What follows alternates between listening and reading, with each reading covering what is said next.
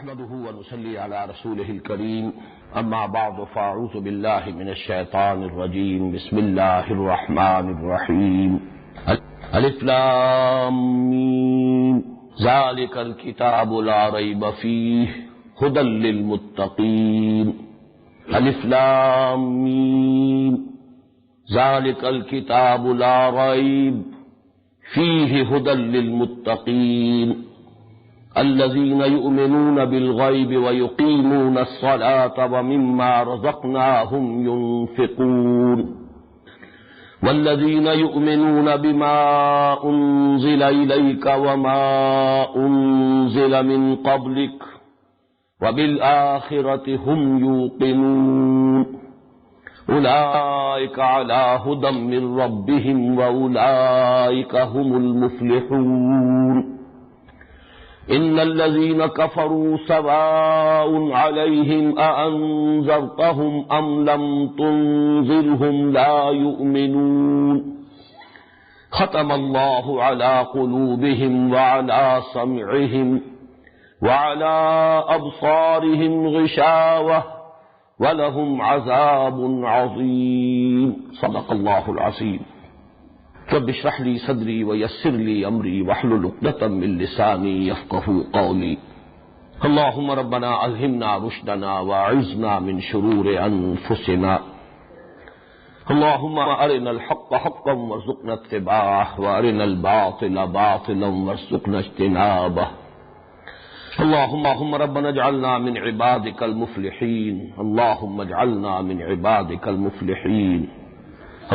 اللهم انا نعوذ بك من النار اللهم انا نعوذ بك من عذابك وسخطك۔ کل ہم نے سورہ بقرہ کی پہلی آیت جو حروف مقطعات پر مشتمل ہے اس پر گفتگو کرنی تھی۔ سورہ بقرہ کی دوسری آیت کو میں نے کل بھی تلاوت کے دوران 2 مرتبہ پڑھا اور آج بھی اس کو دہرایا۔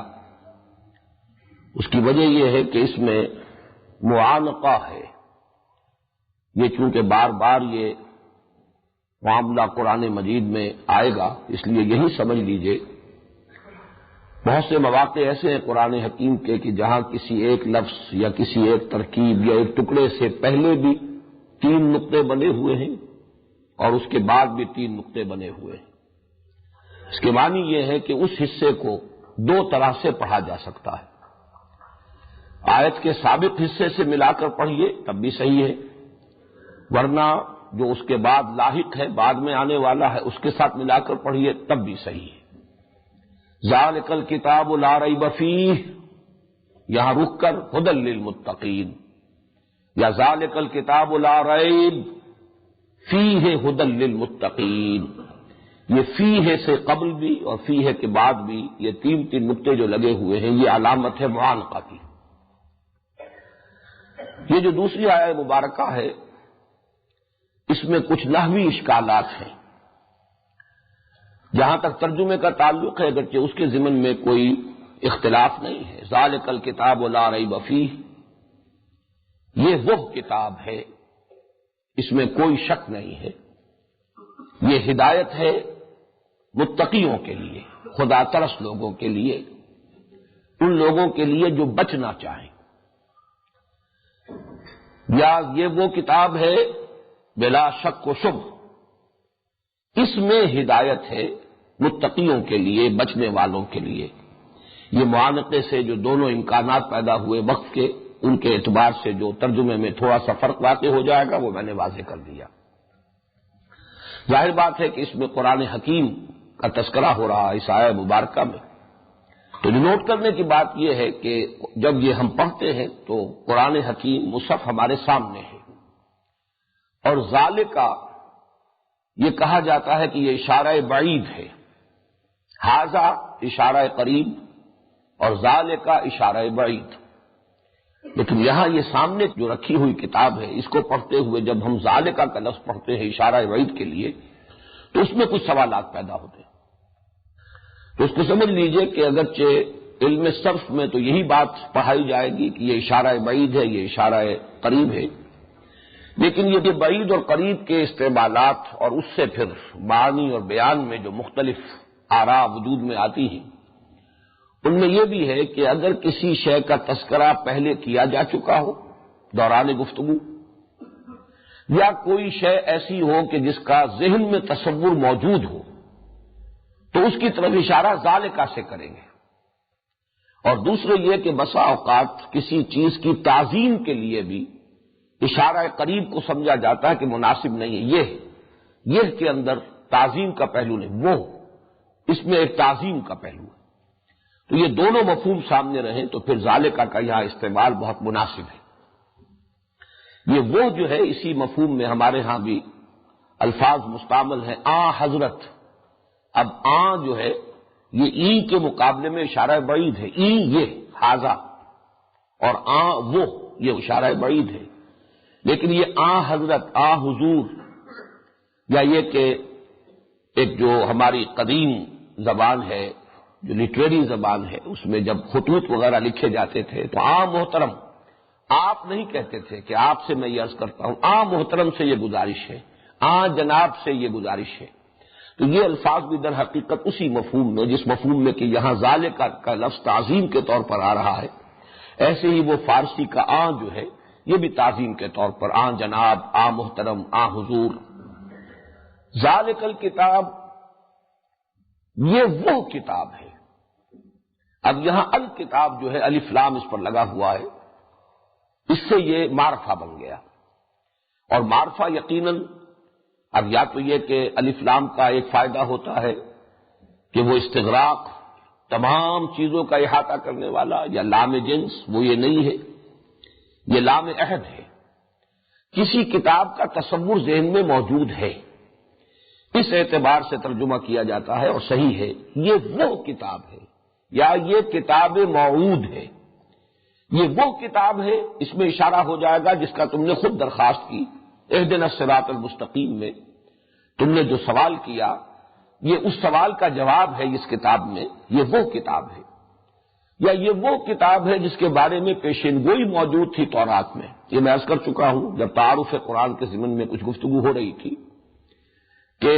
تورات کی جو کتاب استثناء ہے اس میں پیشین گوئی موجود ہے۔ ان الفاظ میں حضرت موسیٰ علیہ السلام سے خطاب کرتے ہوئے اللہ تعالیٰ نے فرمایا تھا کہ میں ان کے لیے، یعنی بنی اسرائیل کے لیے، ان کے بھائیوں میں سے تیرے مانند ایک نبی اٹھاؤں گا۔ اب یہاں خطاب ہے حضرت موسیٰ سے، یعنی اے موسیٰ تمہارے مانند میں ایک نبی اٹھاؤں گا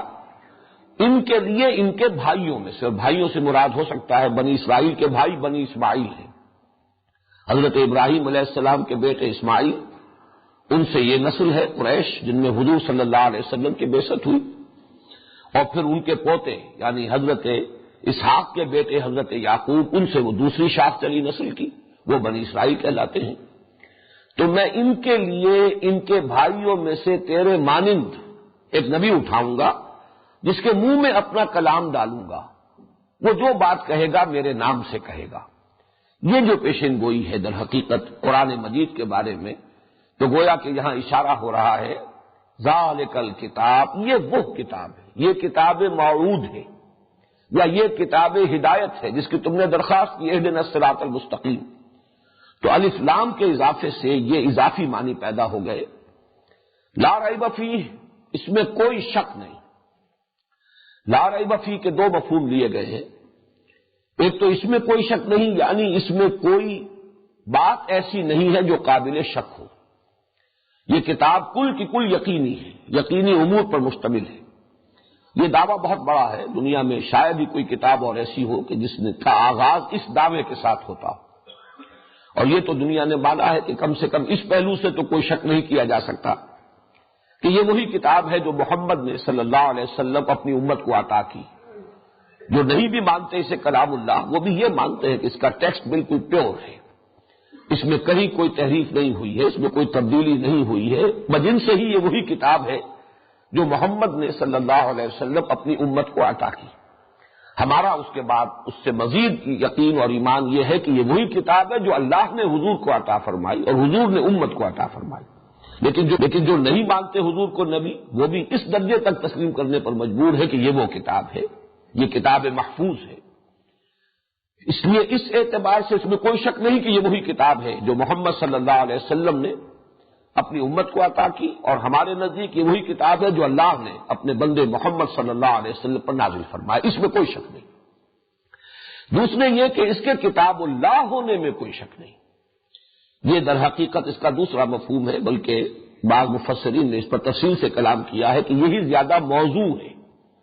لا ریب فی، اس میں کوئی شے قابل شک نہیں ہے، اس میں جو امور بیان ہوئے ہیں سب یقینی ہیں، اس میں جو خبریں دی گئی ہیں سب یقینی ہیں، اس میں جو پیشین گوئیاں ہیں وہ سب یقینی ہیں، اس میں جو حقائق بیان ہوئے ہیں وہ سب یقینی ہیں، ان میں جو عوامر اور نواہی ہیں وہ بھی عقل محکم کی بنیاد پر ہیں، پختہ ہیں، محکم ہیں، یقینی ہے۔ لیکن یہ کہ یہ دوسرا پہلو کہ یہ کتاب اللہ ہے، اس کے کتاب اللہ ہونے میں کوئی شک نہیں۔ اس طریقے سے یہ ایک ہی گویا کہ اسٹیٹمنٹ بن جائے گا، ذالک الکتاب لا ریب فیہ، یہ وہ کتاب موعود ہے اور اس کے کتاب موعود ہونے میں، یا یہ وہ کتاب الہی ہے اور اس کے کتاب الہی ہونے میں کوئی شک نہیں۔ اس میں جو ترکیب نحوی ہے اس پر بھی ذرا توجہ کر لیں۔ ذالک الکتاب، ایک رائے تو یہ ہے کہ ذالک، یہ اس میں اشارہ ہے، معرفہ ہے، یہ مبتدا ہے، الکتاب خبر ہے، خبر اول، اور لا ریب فیہ اسی کی خبر دوم ہے، اس میں کوئی شک نہیں۔ ھدی للمتقین اسی کی خبر سوم ہے، تین خبریں ہیں اور مبتدا صرف ذالک۔ ایک رائے یہ کہ ذالک الکتاب، اشارہ مشار الیہ مل کر یہ مبتدا ہے اور باقی خبر ہے لا ریب فیہ، یہ خبر ہے، خبر اول، ھدی للمتقین خبر دوم۔ ایک اور رائے بھی ہے کہ اس سے پہلے مبتدا محذوف ہے، ھذا ذالک الکتاب، یہ ہے وہ کتاب، اور اس کے بعد لا ریب فیہ، یہ گویا کہ اس کے لیے بدل کے طور پر، صفت کے طور پر، یہ ہے وہ کتاب جس میں کوئی شک نہیں، جس کے کتاب الہی ہونے میں کسی شک و شبے کی گنجائش نہیں۔ ھدی للمتقین، اس پر میں تعارف قرآن مجید کے ضمن میں گفتگو کر چکا ہوں۔ یہ ہدایت ہے، رہنمائی ہے، سورہ فاتحہ میں لفظ آ چکا اہدنا الصراط المستقیم، ہم ہدایت کی درخواست کرتے ہیں، یا جیسا کہ میں تفصیل عرض کر چکا ہوں سورہ فاتحہ کے ضمن میں کہ ایک سلیم الفطرت، سلیم العقل انسان ایمان کے بنیادی حقائق تک تو خود پہنچ جاتا ہے۔ اس میں یہ کہ بہرحال ضرورت ہوتی ہے یقین کی گہرائی کی، وہ انبیاء اور رسولوں کے بغیر ممکن نہیں، یا اس میں تفصیلات کا رنگ جو ہے اس خاکے میں، یہ بھی انبیاء اور رسول کے ذریعے ہی سے بھرا جا سکتا ہے۔ لیکن بنیادی طور پر جو ایمان کے حقائق ہیں، اللہ تعالیٰ اور اس کی توحید کہ وہ خالق ہے، مالک ہے، رب ہے، تنہا ہے، تمام صفات کمال اس کی ذات میں بتمام و کمال موجود ہیں، سبوح ہے، قدوس ہے، حمید ہے، غنی ہے، اور یہ کہ انسانی اعمال ضائع ہونے والی چیزیں نہیں ہیں، مکافات عمل، مجازات اس کا ظہور ہو کر رہے گا۔ وہ دو چیزیں کہ جو حضرت لقمان کے نصائح میں آئیں، گویا کہ یہ چیزیں تو وہ ہیں کہ جو بغیر وحی کے، بغیر نبوت و رسالت کے بھی سلیم العقل انسان، سلیم الفطرت انسان یہاں تک پہنچ جاتا ہے۔ البتہ اس سے آگے وہ محتاج ہے، محسوس کرتا ہے کہ مجھے ضرورت ہے تفصیلی ہدایت۔ زندگی میں یہ جو ہر قدم پر دو راہیں، تراہے، چوراہے آتے ہیں، ان میں کہیں غلط موڑ نہ مڑ جاؤں، اور وہ کیفیت نہ ہو جائے کہ یک لحظہ غافل گشتم و صد سالہ راہم دور شد، ذرا سا غلط موڑ انسان مڑ جائے تو پھر وہ اس کی گمراہی جو ہے بڑھتی چلی جاتی ہے۔ تو عملی طور پر زندگی گزارنے کے طور اور طریقوں، کدھر جاؤں کدھر نہ جاؤں، کیا کروں کیا نہ کروں، خاص طور پر یہ کہ اجتماعیات انسانیہ میں توازن کیسے پیدا کیا جائے، فرد اور اجتماعیت کے مابین حقوق و فرائض کا توازن کیا ہو، مرد اور عورت کے حقوق و فرائض کے مابین توازن اور اعتدال کی شکل کیا ہو، عدل بھی ہو، انصاف بھی ہو، اعتدال بھی ہو، توازن بھی ہو۔ اسی طرح سرمایہ اور محنت کے درمیان توازن اور اعتدال اور عدل جو ہے کیسے ہو، یہاں انسان محسوس کرتا ہے اپنی احتیاج اور ضرورت، اور اس کے لیے وہ درخواست کرتا ہے اہدنا الصراط المستقیم۔ تو در حقیقت اسی کے لیے یہ قرآن نازل ہوا، گویا کہ اس دعا کا جواب ہے جو یہاں سے شروع ہو رہا ہے، الف لام میم ذالک الکتاب لا ریب فیہ ھدی للمتقین۔ اسی ضمن میں یہ بات بھی عرض کی جا چکی ہے کہ متقی شخص جو ہے وہ کون ہے؟ جس کے اندر کے اخلاقی حص موجود ہے۔ انسان کی فطرت کی صحت جو ہے اس کی علامت ایک طرف جذبہ شکر اور جذبہ رحم، یہ رحم اور شکر در حقیقت ایک ہی جذبے کے دو رخ ہیں۔ اگر کسی نے آپ کے ساتھ بھلائی کی ہے تو آپ کے اندر سے جذبہ تشکر، جذبہ شکر ابھرنا چاہیے۔ اگر کسی کو آپ تکلیف میں اور احتیاج میں مبتلا دیکھتے ہیں تو آپ کے اندر جذبہ رحم پیدا ہونا چاہیے۔ یہ دونوں در حقیقت ایک ہی تصویر کے دو رخ ہیں۔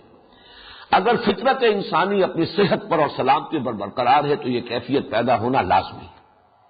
اور دوسری اس کی ڈائمنشن، صحت فطرت کی علامت اور اس کا ثبوت اور اس کا مظہر، انسان میں نیکی اور بدی کی تمیز موجود ہو، گویا کہ اخلاقی حس اس کی بیدار ہو، اور نیکی کی طرف رغبت پائی جائے اور بدی سے ایک نفرت، ایک گونا نفرت، چاہے مجبوراً یا یہ کہ کسی درجے میں وقتی طور پر حالات سے متاثر ہو کر کوئی غلط کام کر بیٹھے، لیکن یہ کہ اس کو یہ احساس رہے کہ یہ غلط کام ہے جو میں کر رہا ہوں اور یہ میں نے اچھا نہیں کیا ہے، گویا کہ ضمیر مردہ نہ ہو گیا ہو، ضمیر زندہ ہو۔ اور یہی کیفیت ہے جو تقویٰ کا نقطۂ آغاز ہے۔ اصل میں یہ جو دو رکوع ہیں اس سورہ بقرہ کے، جن کے بارے میں کل میں عرض کر چکا ہوں کہ یہ تمہیدی نوعیت کے ہیں، ان کے ضمن میں خاص طور پر نوٹ کر لیجئے کہ میں نے تعویل عام اور تعویل خاص، یہ دو اصطلاحات ہیں جو تمہیدی گفتگو تھی تعارف قرآن کے بارے میں، اس کے ضمن میں ان اصطلاحات کی تشریح میں نے کی تھی کہ قرآن حکیم ایک خاص وقت میں، ایک خاص ٹائم اینڈ سپیس کمپلیکس میں نازل ہوا ہے۔ یوں سمجھیے کہ سن عیسوی 610 سے اور 632 تک کا یہ تو ہے وقت کا زمانہ ہے کہ جس میں قرآن نازل ہوا۔ پھر یہ کہ اس کے جغرافیائی اور وہ جو معاملات ہیں کہ کہاں نازل ہوا، حجاز میں نازل ہوا، اکثر و بیشتر حجاز میں نازل ہوا، اس لیے کہ مکہ مکرمہ بھی حجاز میں ہے، اور مکی دور میں آپ کے جو سفر ہوئے وہ سب کے سب حجاز میں تھے، طائف بھی حجاز کا شہر ہے، پھر ہجرت فرما کر آپ مدینہ تشریف لے گئے، وہ بھی حجاز کا شہر ہے۔ تو مکی صورتیں، مدنی صورتیں، پھر سفر آپ نے کیے ہیں جو جنگ کے سلسلے میں، مختلف غزوات کے سلسلے میں، وہ تقریباً سب کے سب حجاز میں ہیں۔ سب سے طویل سفر آپ کا جو ہے غزوہ تبوک کے لیے، وہ بھی حجاز کا سرا کہا جا سکتا ہے۔ تو قرآن نازل ہوا 610 سے 632 تک کے درمیانی عرصے میں، اور حجاز میں نازل ہوا۔ اب وہاں ایک قوم تھی، اس قوم کے کچھ عقائد تھے، نظریات تھے، اس کی کچھ اخلاقی حالت تھی، اس کی کچھ ثقافتی اور اجتماعی اور تہذیبی کیفیات تھی۔ یہ بھی ایک خاص پس منظر ہے جس میں قرآن نازل ہو رہا ہے، اس لیے کہ وہ لوگ اس کے اولین مخاطب ہیں۔ اسی طریقے سے جو آیات نازل ہوئی ہیں مختلف مواقع پر اور صورتیں، ان کا پھر ایک واقعاتی پس منظر بھی ہے، کب نازل ہوئی۔ اب یہ سورہ مبارکہ جیسے کہ کل میں وضاحت سے عرض کر چکا ہوں، یہ نازل ہوئی ہے مدینہ منورہ میں ہجرت کے بعد، ہجرت کے فوراً بعد سے لے کر غزوہ بدر سے متصلاً قبل تک۔ استثناءات ہیں، بعض آیات ہیں کہ جو پہلے یا بعد میں نازل ہوئی، لیکن یہ کہ اکثر و بیشتر زیادہ زیادہ 5-6 آیات ایسی نکلے گی پوری سورہ مبارکہ میں کہ جو اس عرصے سے باہر ہو، ورنہ یہ کہ پوری سورت جو ہے اس عرصے میں نازل ہوئی۔ اب اس وقت جب یہ آیات نازل ہو رہی ہیں تو اس کا ایک خاص کانٹیکسٹ ہے، یہ ہے تعویل خاص۔ اس کانٹیکسٹ میں رکھ کر سمجھنا، غور و فکر کرنا کہ اس وقت ان کا کیا مفہوم واضح ہوا، کیا سمجھا گیا۔ جنہوں نے پہلی مرتبہ یہ آیات سنی محمد الرسول اللہ صلی اللہ علیہ وسلم کی زبان مبارک سے، انہوں نے کیا سمجھا۔ بسا اوقات آیات میں گویا کہ انگلی تو بہرحال نہیں اٹھائی جاتی، لیکن گویا کہ انگلی اٹھا کر اشارہ کر دیا جاتا ہے، ایک روح سکون ہے، اشارہ ہے گفتگو میں۔ لیکن یہ کہ دوسری طرف یہی کلام پاک ہے جو ابدی ہدایت اس کے اندر ہے، ہمیشہ ہمیش کے لیے ہدایت ہے۔ یہ صرف اس دور کے لوگوں کے لیے نازل نہیں ہوا، اس خاص علاقے کے لوگوں کے لیے نازل نہیں ہوا، بلکہ یہ تو پوری نوع انسانی کی ہدایت کے لیے نازل ہوا، ابد الآباد تک کے لیے، تا قیام قیامت تمام انسانوں کی ضروریات اس کو پورا کرنی ہے۔ اس کے اعتبار سے یہ ہے الاعتبار لعموم اللفظ لا لخصوص السبب، یہ اصول ہے کہ جب قرآن مجید پر غور کیا جائے گا تو تعویل عام جب کی جائے گی تو الفاظ کے عموم پر نگاہ ہوگی۔ اگر اسے اس کے تاریخی پس منظر سے کاٹ بھی دیا جائے، فرض کیجئے کسی کو نہیں معلوم ہے کہ اس کا تاریخی پس منظر کیا ہے ان آیات کا یا اس سورت کا، تب بھی تو بہرحال یہ الفاظ ہے، الفاظ کے معنی ہے، ان الفاظ کا جو عموم ہے معنی کے اعتبار سے اس کو سامنے رکھ کر غور کیا جائے تو یہ تعویل عام ہوگی۔ ان دو رکوعوں کے اعتبار سے بڑی اہمیت ہے اس کی کہ اس کو علیحدہ علیحدہ سمجھا جائے، تعویل خاص کے حوالے سے اس کا مفہوم کیا ہے اور تعویل عام کے حوالے سے اس کا مفہوم کیا ہوگا۔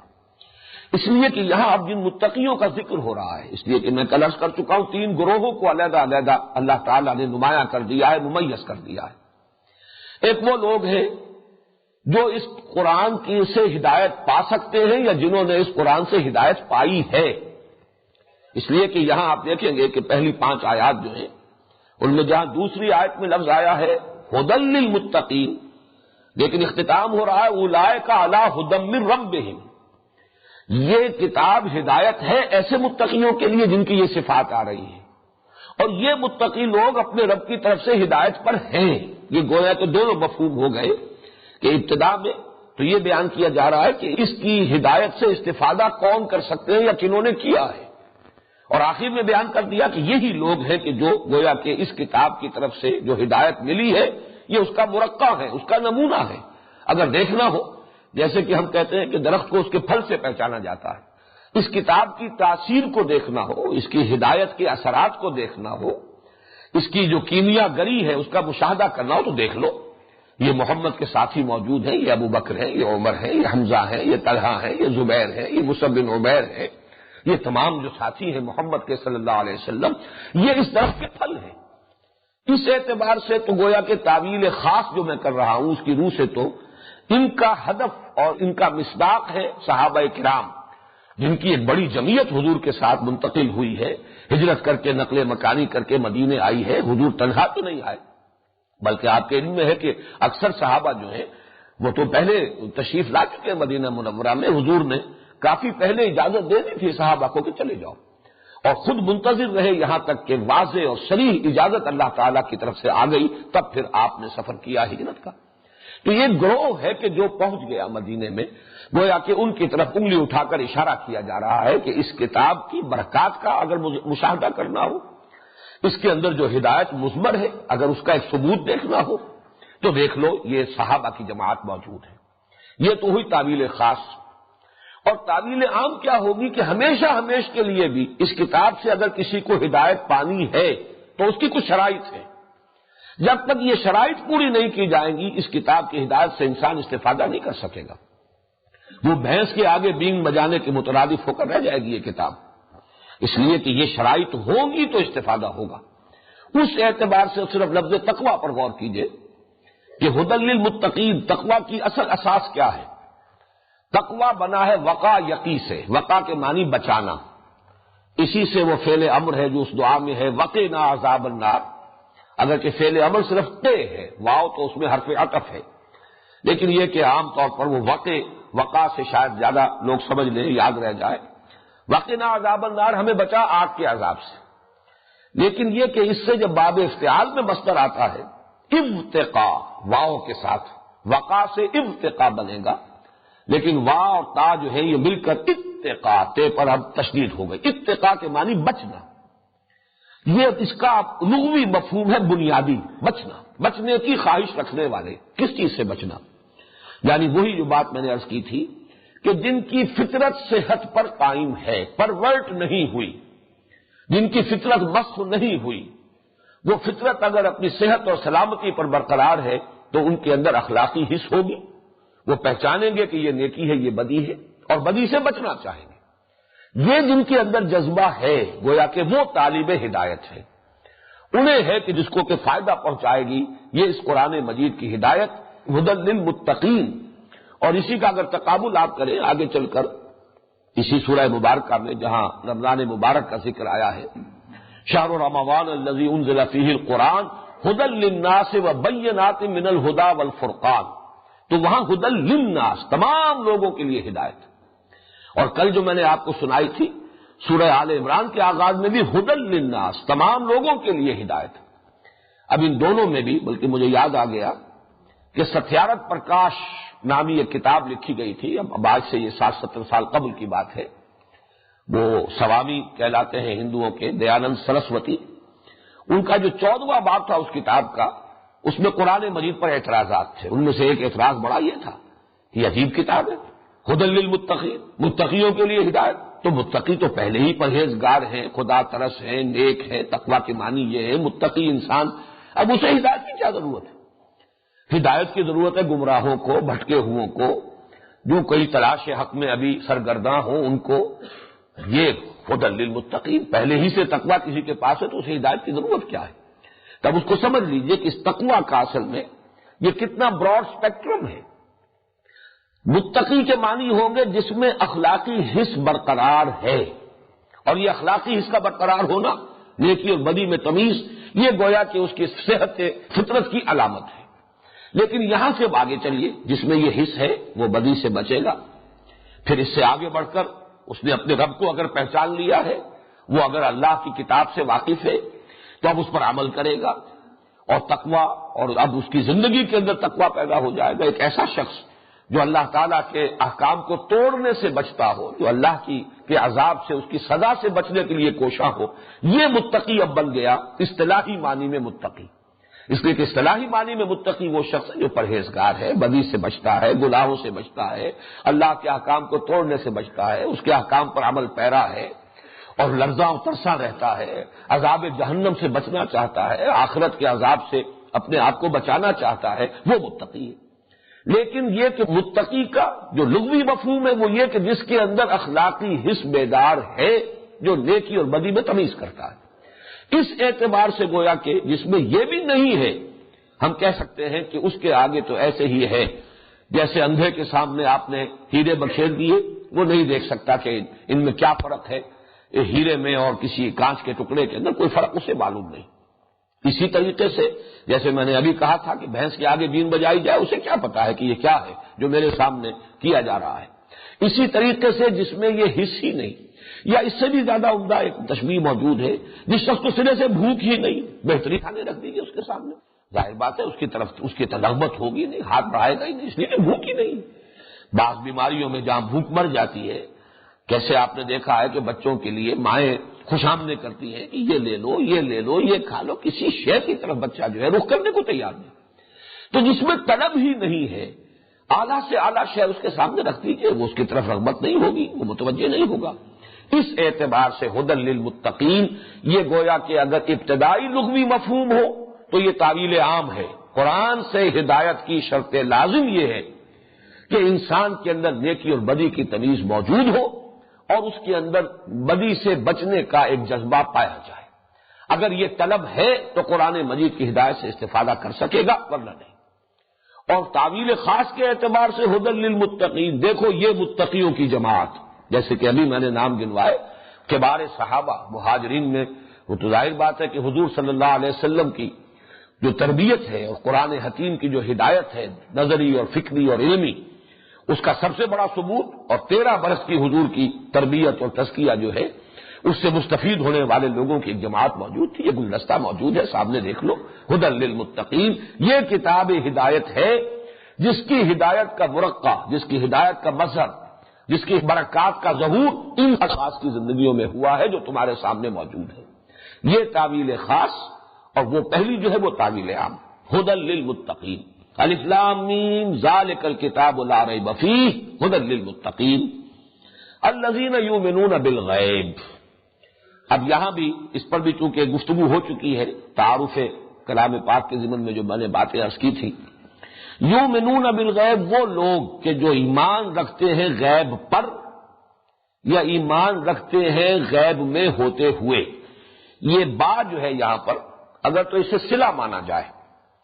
تو یہ صلہ جو ہے اس کا مطلب ہوگا جو ایمان کن کن چیزوں پر، کس چیز پر، جیسے کہ ایمان باللہ، اللہ پر ایمان، ایمان بالآخرہ، آخرت پر ایمان،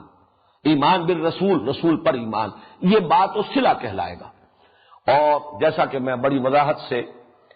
اسی سال کے دوران جو یہاں حقیقت ایمان پر جو میرے خطبات ہوئے تھے 5، ان میں تفصیل سے عرض کر چکا ہوں کہ امنا یا امنو، امن میں ہونا، آمنا یومنو، کسی کو امن دینا، اور اس کے بعد جب با آ جائے یا لام آ جائے تو کسی کی تصدیق کرنا، وثوق پر، وثوق کے ساتھ، اعتماد کے ساتھ کسی کو ماننا، یہ گویا کہ اس کا اصطلاحی مفہوم ہے۔ تو اگر با کو صلہ مانا جائے تو اس کا مطلب ہے وہ غیب پر ایمان رکھتے ہیں، الذین یؤمنون بالغیب۔ اب اس سے مراد کیا ہے؟ مراد یہ ہے کہ ایمانیات کے جتنے بھی جو آرٹیکلز آف فیتھ ہیں، جن جن چیزوں پر ایمان گویا کہ مطلوب ہے ایک بندہ مومن سے، وہ تمام چیزیں غیب سے متعلق ہیں۔ اس لیے کہ بظاہر تو یہ کہا جا سکتا ہے رسول تو ان کے سامنے موجود تھے، غیب میں تو نہیں تھے، لیکن غور کیجئے رسول جو ان کے سامنے تھے صلی اللہ علیہ وسلم، وہ ایک انسان تھے، ایک بشر تھے، وہ عبداللہ کے بیٹے عبد المطلب کے پوتے تھے، کسی کے بھتیجے تھے، اور حضرت خدیجہ کے شوہر یا حضرت عائشہ کے شوہر تھے، وہ ایک انسان تھے۔ رسول کا رسول ہونا یہ غیب سے متعلق شے تھی، یہ تو ان کے مشاہدے کی چیز نہیں تھی۔ اس اعتبار سے ایمان در حقیقت کل کا کل ایمان بالغیب ہے۔ کہا جا سکتا ہے قرآن تو ہمارے سامنے موجود ہے، لیکن قرآن ایک کتاب ہے، لکھی ہوئی ہے، عربی زبان کی ہے، چھپی ہوئی ہے، یہ تو ہمارے سامنے ہے، لیکن قرآن کا کتاب اللہ ہونا، کلام اللہ ہونا، یہ غیب سے متعلق ہے۔ اللہ تعالیٰ اگرچہ ہر جگہ موجود ہے، ہر آن ہر جگہ، ہوا معکم اینما کنتم، لیکن یہ کہ غیب کا پردہ تو ہمارے اور ان کے درمیان ہے۔ تو ایمان در حقیقت کل کا کل، چاہے بظاہر وہ ایسی چیز بھی ہو کہ جس کے بارے میں کہا جا سکے کہ وہ سامنے کی چیز ہے، حقیقت میں رسول کی ذات اور کتاب یہ قرآن مجید، یہ چاہے سامنے رسول صلی اللہ علیہ وسلم اب تو خیر ہمارے سامنے نہیں ہے، لیکن صحابہ کرام کے سامنے تو موجود تھے، پھر بھی آپ کی رسالت جو ہے وہ غیب سے متعلق تھی۔ اسی طریقے سے اس قرآن کا کتاب اللہ ہونا یہ ایک امر غیبی ہے۔ تو یؤمنون بالغیب، جو غیب پر ایمان رکھتے ہیں۔ اس کے ضمن میں آپ کو یاد آیا ہوگا کہ میں نے عرض کیا تھا کہ حکمت جس کو کہا جاتا ہے، وزڈم، اس کا نقطۂ آغاز ہی یہ ہے کہ انسان یہ سمجھ لے کہ اس کائنات میں جو کچھ سامنے نظر آ رہا ہے کل حقیقت یہ نہیں ہے، یا یہ سمجھ لے کہ ہمارے جو حواس ہیں ان سے اصل حقیقت تک رسائی ہمارے لیے ممکن نہیں ہے۔ اصل حقیقتیں وہ ہے جو حواس سے ماورا ہے، یہ بہت ہی کم ہے جو نظر آ رہا ہے، یہ تو ٹپ آف دی آئس برگ کے مانند ہے۔ اصل آئس برگ جو ہے وہ پانی کی سطح کے نیچے ہے، وہ نظر نہیں آ رہا، ہڈن ہے۔ اس حقیقت کو جان لینا یہ گویا کہ حکمت کا نقطۂ آغاز ہے۔ میں نے وہ آپ کو حوالے بھی دیے تھے، کنفیوشس کا جملہ، یہ گویا کہ ایک حکیم اور دانا انسان تھے چین کے، انہوں نے بڑی پیاری بات کہی، ظاہر بات ہے انگریزی ترجمے ہی میں نے ان کے کچھ دیکھے تھے تو اس میں یہ جملہ یاد ہے کہ there is nothing more certain than what cannot be heard and there is nothing more real than what cannot be seen۔ جو چیزیں ان آنکھوں سے نہیں دیکھی جا سکتی ان سے زیادہ ریئل اور حقیقی چیزیں اور کوئی نہیں، اور جو باتیں ان کانوں سے نہیں سنی جا سکتی ان سے زیادہ یقینی باتیں کوئی نہیں۔ تو معلوم ہوا کہ ہمارے جو حواس ہیں وہ تو بہت تھوڑی سی دور تک ان کی رسائی ہے، دائرہ جو ہے بہت ہی ان کی رسائی کا دائرہ بہت محدود ہے۔ اصل حقائق وہ ہے کہ جو پردہ غیب میں مستور ہے، جن تک کہ ہمارے حواس کی رسائی نہیں، یہ گویا کہ نقطۂ آغاز ہے۔ تو یؤمنون بالغیب، وہی لوگ کہ جو یہ مانتے ہیں۔ اس کے مقابلے میں لفظ آئے گا یؤمنون بالتجربۃ والشہود۔ آج کی دنیا جو ہے، آج کے انسان کا جو اصل ذہن کا تانا بانا بنا ہے اس کے فکر کا، میرا جو کتاب چاہ اسلام کی نشر ثانیہ کرنے کا اصل کام، اس کے آغاز میں میں نے اسی پر بحث کی ہے۔ آج کا انسان جو ہماری یہ سائنٹیفک ایرا ہے اور اس کی جو سویلائزیشن ہے، اس کی بنیاد جس فکر پر ہے وہ یہ ہے کہ ماورائی حقائق ہوں گے، ہم نفی نہیں کرتے، ہوگا کوئی خدا، شاید کوئی creator who, we don't know, لیکن چونکہ ہم نہ چھو سکتے ہیں، نہ دیکھ سکتے ہیں، نہ ہمارے حواس کی وہاں تک رسائی ہے، لہذا ہم نہیں کہہ سکتے کہ ہے، شاید ہو شاید نہ ہو۔ کوئی موت ہے کہ بعد بھی زندگی ہے، ممکن ہے ہو ممکن ہے نہ ہو، ہم کوئی بات نہیں کہہ سکتے، اس لیے کہ کسی نے موت کی سرحد کے پار جھانک کر نہیں دیکھا اور کسی نے واپس آ کر خبر نہیں دی۔ اسی طریقے سے روح کوئی شے ہے یا نہیں، جسم تو ہے، ہم ڈسیکٹ کرتے ہیں، اس کی فزیولوجی، اس کے مختلف اعضاء کا جو بھی وظائف الاعضاء کا علم ہے وہ بھی ہمارے سامنے ہے، اناٹمی فزیولوجی ہم جانتے ہیں، لیکن روح بھی کوئی شے ہے ہم نہیں کہہ سکتے۔ چیزوں کو ماورائی حقیقتوں پر سے توجہ ہٹ گئی، ہوگی یا نہیں ہوگی کوئی بحث نہیں ان سے۔ اصل بحث جو ہے، اصل جو جستجو ہے، اصل جو گفتگو ہے، اصل جو دلچسپی ہے وہ اس دنیا سے ہے، اس عالم سے ہے کہ جو ہمارے حواس کی رسائی جن تک ہے۔ یہ زندگی سامنے موجود ہے، اس کا نفع بھی محسوس، نقصان بھی محسوس، اس کی لذتیں بھی انسان کو محسوس ہوتی ہیں، اس کی کلفتیں یہ بھی انسان محسوس کرتا ہے۔ یہ کائنات موجود ہے، اس کے ماورا کوئی اور عالم ہے، کوئی عالم امر بھی ہے، ہم نہیں کہہ سکتے۔ ملائکہ کوئی ہے نہیں ہے، ہم نہیں کہہ سکتے، ہم نے دیکھا نہیں، ہمارے حواس کی گرفت میں آتے نہیں۔ جنات ہیں نہیں ہیں، ہم نہیں جانتے۔ اس طریقے سے پوری اب اس وقت کی جو سوچ ہے انسان کی، وہ تجربہ اور شہود، جو ہمارے ایکسپیرینس میں جو چیز آئے اور جو ہمارے حواس کی گرفت میں ہو اور اس تک رسائی ہو سکے حواس کے ذریعے سے، وہ انسان کی دلچسپی کا، اس کی گفتگو کا، اس کی تحقیق کا، تفتیش کا، سب کا جو ہے وہ مرکز اور فوکس بن چکا ہے۔ یہاں پر قرآن مجید گویا کہ پہلے ہی یعنی سمجھیے کہ آغاز ہی میں پہلے قدم پر واضح کر رہا ہے الذین یؤمنون بالغیب. اس تک جو کوئی نہیں پہنچا اس حقیقت تک، میں نے بریڈلے کا بھی حوالہ دیا تھا، اس کی بڑی مشہور کتاب ہے اپیئرنس اینڈ ریئلٹی. حقیقت کچھ اور ہوتی ہے، نظر کچھ اور آ رہی ہوتی ہے. تو اس اعتبار سے یہاں تک جو پہنچا ہو وہ قرآن کی ہدایت سے استفادہ کر سکے گا. یہ وہ تعویل عام ہو گئی. گویا کہ شرط اول یہ کہ اخلاقی حس اس کے اندر برقرار ہو، نیکی اور بدی کی تمیز موجود ہو، نیکی کی طرف رغبت فی الجملہ اور بدی سے نفرت فی الجملہ موجود ہو. یہ ایک علامت ہے، یہ شرط اول ہے تعویل عام کے اعتبار سے قرآن کی ہدایت سے مستفید ہونے کے لیے. نمبر دو یہ کہ وہ حکمت جس کا نقطۂ آغاز یہ ہے کہ یہی کچھ نہیں ہے، یہ عالم جو ہمارا مادی عالم ہے، جو ہمارے حواس کی، اور حواس سے ظاہر بات ہے آپ نے ٹیلیسکوپ ایجاد کر لی تو وہ بھی تو بینائی کے لیے ایک مزید ایڈ ہے، مزید اس میں اضافہ کر دیتی ہے، اس کی رسائی زیادہ ہو گئی. دیکھنے والی شے تو یہی آنکھ ہے. یا آپ نے مائکروسکوپ ایجاد کر لی، دیکھنے والی تو مائکروسکوپ کے تھرو بھی یہی آنکھ ہے. آنکھ کی ہی صلاحیت کو بڑھا دیا گیا ہے، تو چاہے اس کو ٹیلیسکوپ کے ذریعے سے بڑھا دیا گیا ہو فاصلے کے اعتبار سے، اور مائکروسکوپ کے ذریعے سے بڑھا دیا گیا ہو اس کی تفاصیل اور اس کی باریکیوں کے اعتبار سے. باقی اصل شے تو یہی آنکھ ہے. تو یؤمنون بالغیب، جو یہ سمجھ لیں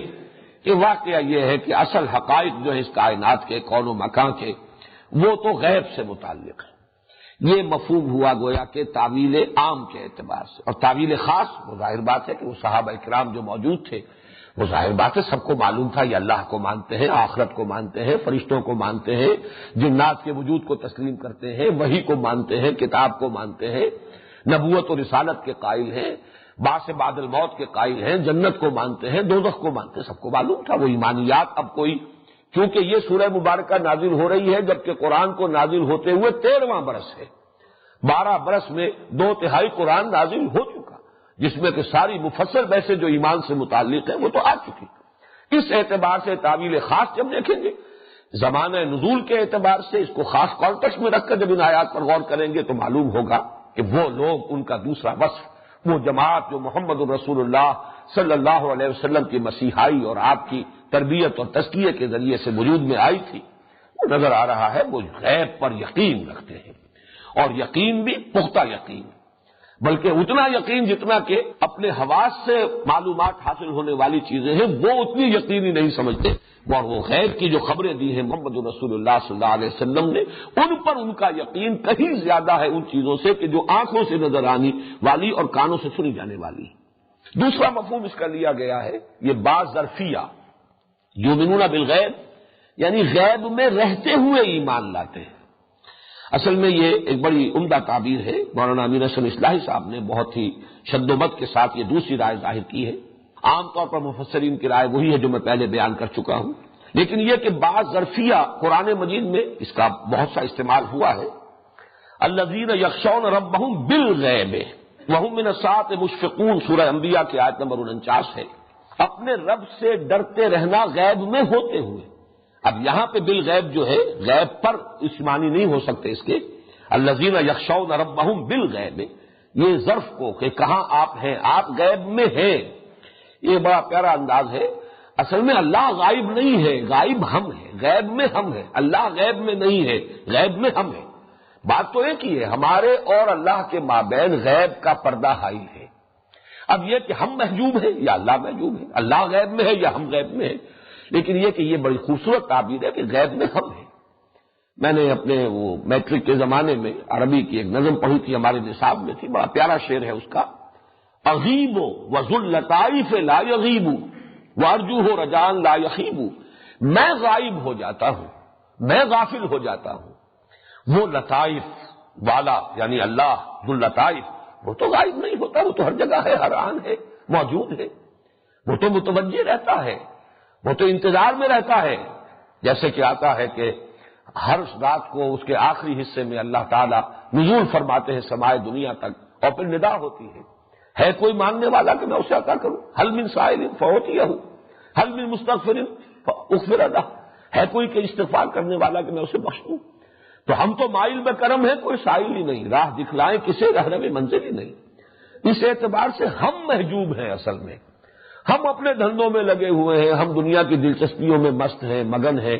کچھ حال مست، کچھ مال مست، اللہ کی طرف ہم متوجہ نہیں ہوتے۔ اس معنی میں یہ تعبیر بڑی خوبصورت ہے کہ بالغیب، غیب میں رہتے ہوئے ایمان لانا، یعنی حقائق اگر سامنے ہو تو کون ایمان نہیں لائے گا۔ اس میں گویا کہ ایک طرح سے تعریف کا پہلو ہے، ان کی تحسین کا پہلو ہے۔ یہ وہ لوگ ہیں کہ جو غیب میں ہونے کے باوجود مان رہے ہیں، اللہ کو دیکھا نہیں لیکن اللہ کو مانتے ہیں، جنت کو دیکھا نہیں، جنت کی درخواستیں کر رہے ہیں، دوزخ کو دیکھا نہیں، دوزخ سے پناہ طلب کر رہے ہیں۔ تمام چیزوں کو بغیر دیکھے اور غیب میں ہوتے ہوئے ماننا، یہ گویا کہ ایک تحسین کا کلمہ ہے، الذین یؤمنون بالغیب۔ اسی بات ظرفیہ جو ہے، اس کی کچھ اور مثالیں بھی ہیں، سورہ ملک میں بھی ہے، ان الذین یخشون ربہم بالغیب لہم مغفرۃ واجر کبیر۔ وہ لوگ جو غیب میں ہوتے ہوئے اپنے رب سے خشیت اور اپنے رب سے ڈرتے رہتے ہیں، ان کے لیے مغفرت بھی ہے اور بہت بڑا اجر اور ثواب ہے۔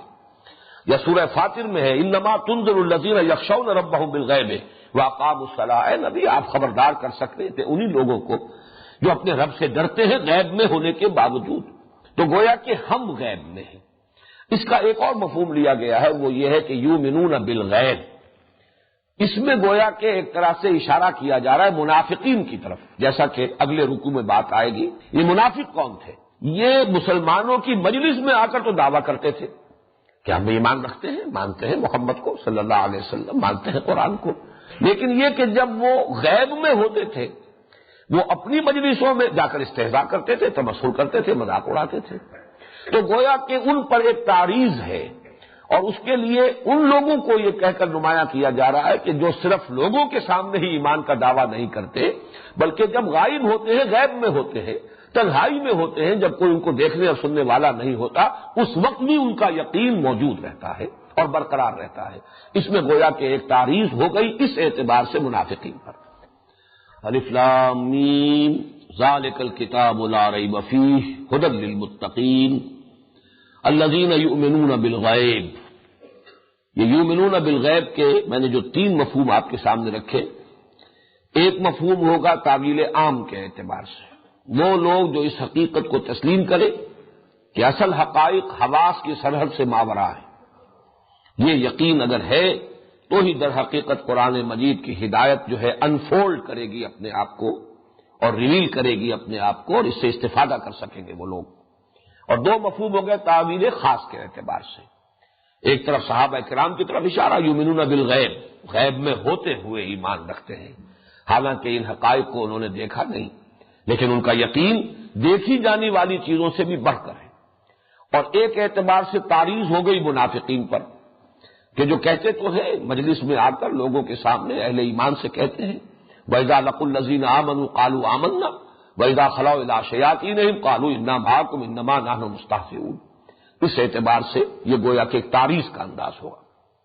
وَيُقِيمُونَ الصَّلَاةَ، اور قائم کرتے ہیں نماز۔ اب ان میں سے ہر لفظ کے اگر اصطلاحی اور لغوی بحث ہم نے کی تو پھر ہم آگے نہیں بڑھ سکیں گے، یہ اصطلاحات ہیں۔ نماز، صلاۃ، اس کا مفہوم پہلے میں عرض کر چکا ہوں کہ اصل میں تو توجہ، عنایت کسی کی طرف یا کسی کی طرف التفات، اقدام اس کی طرف،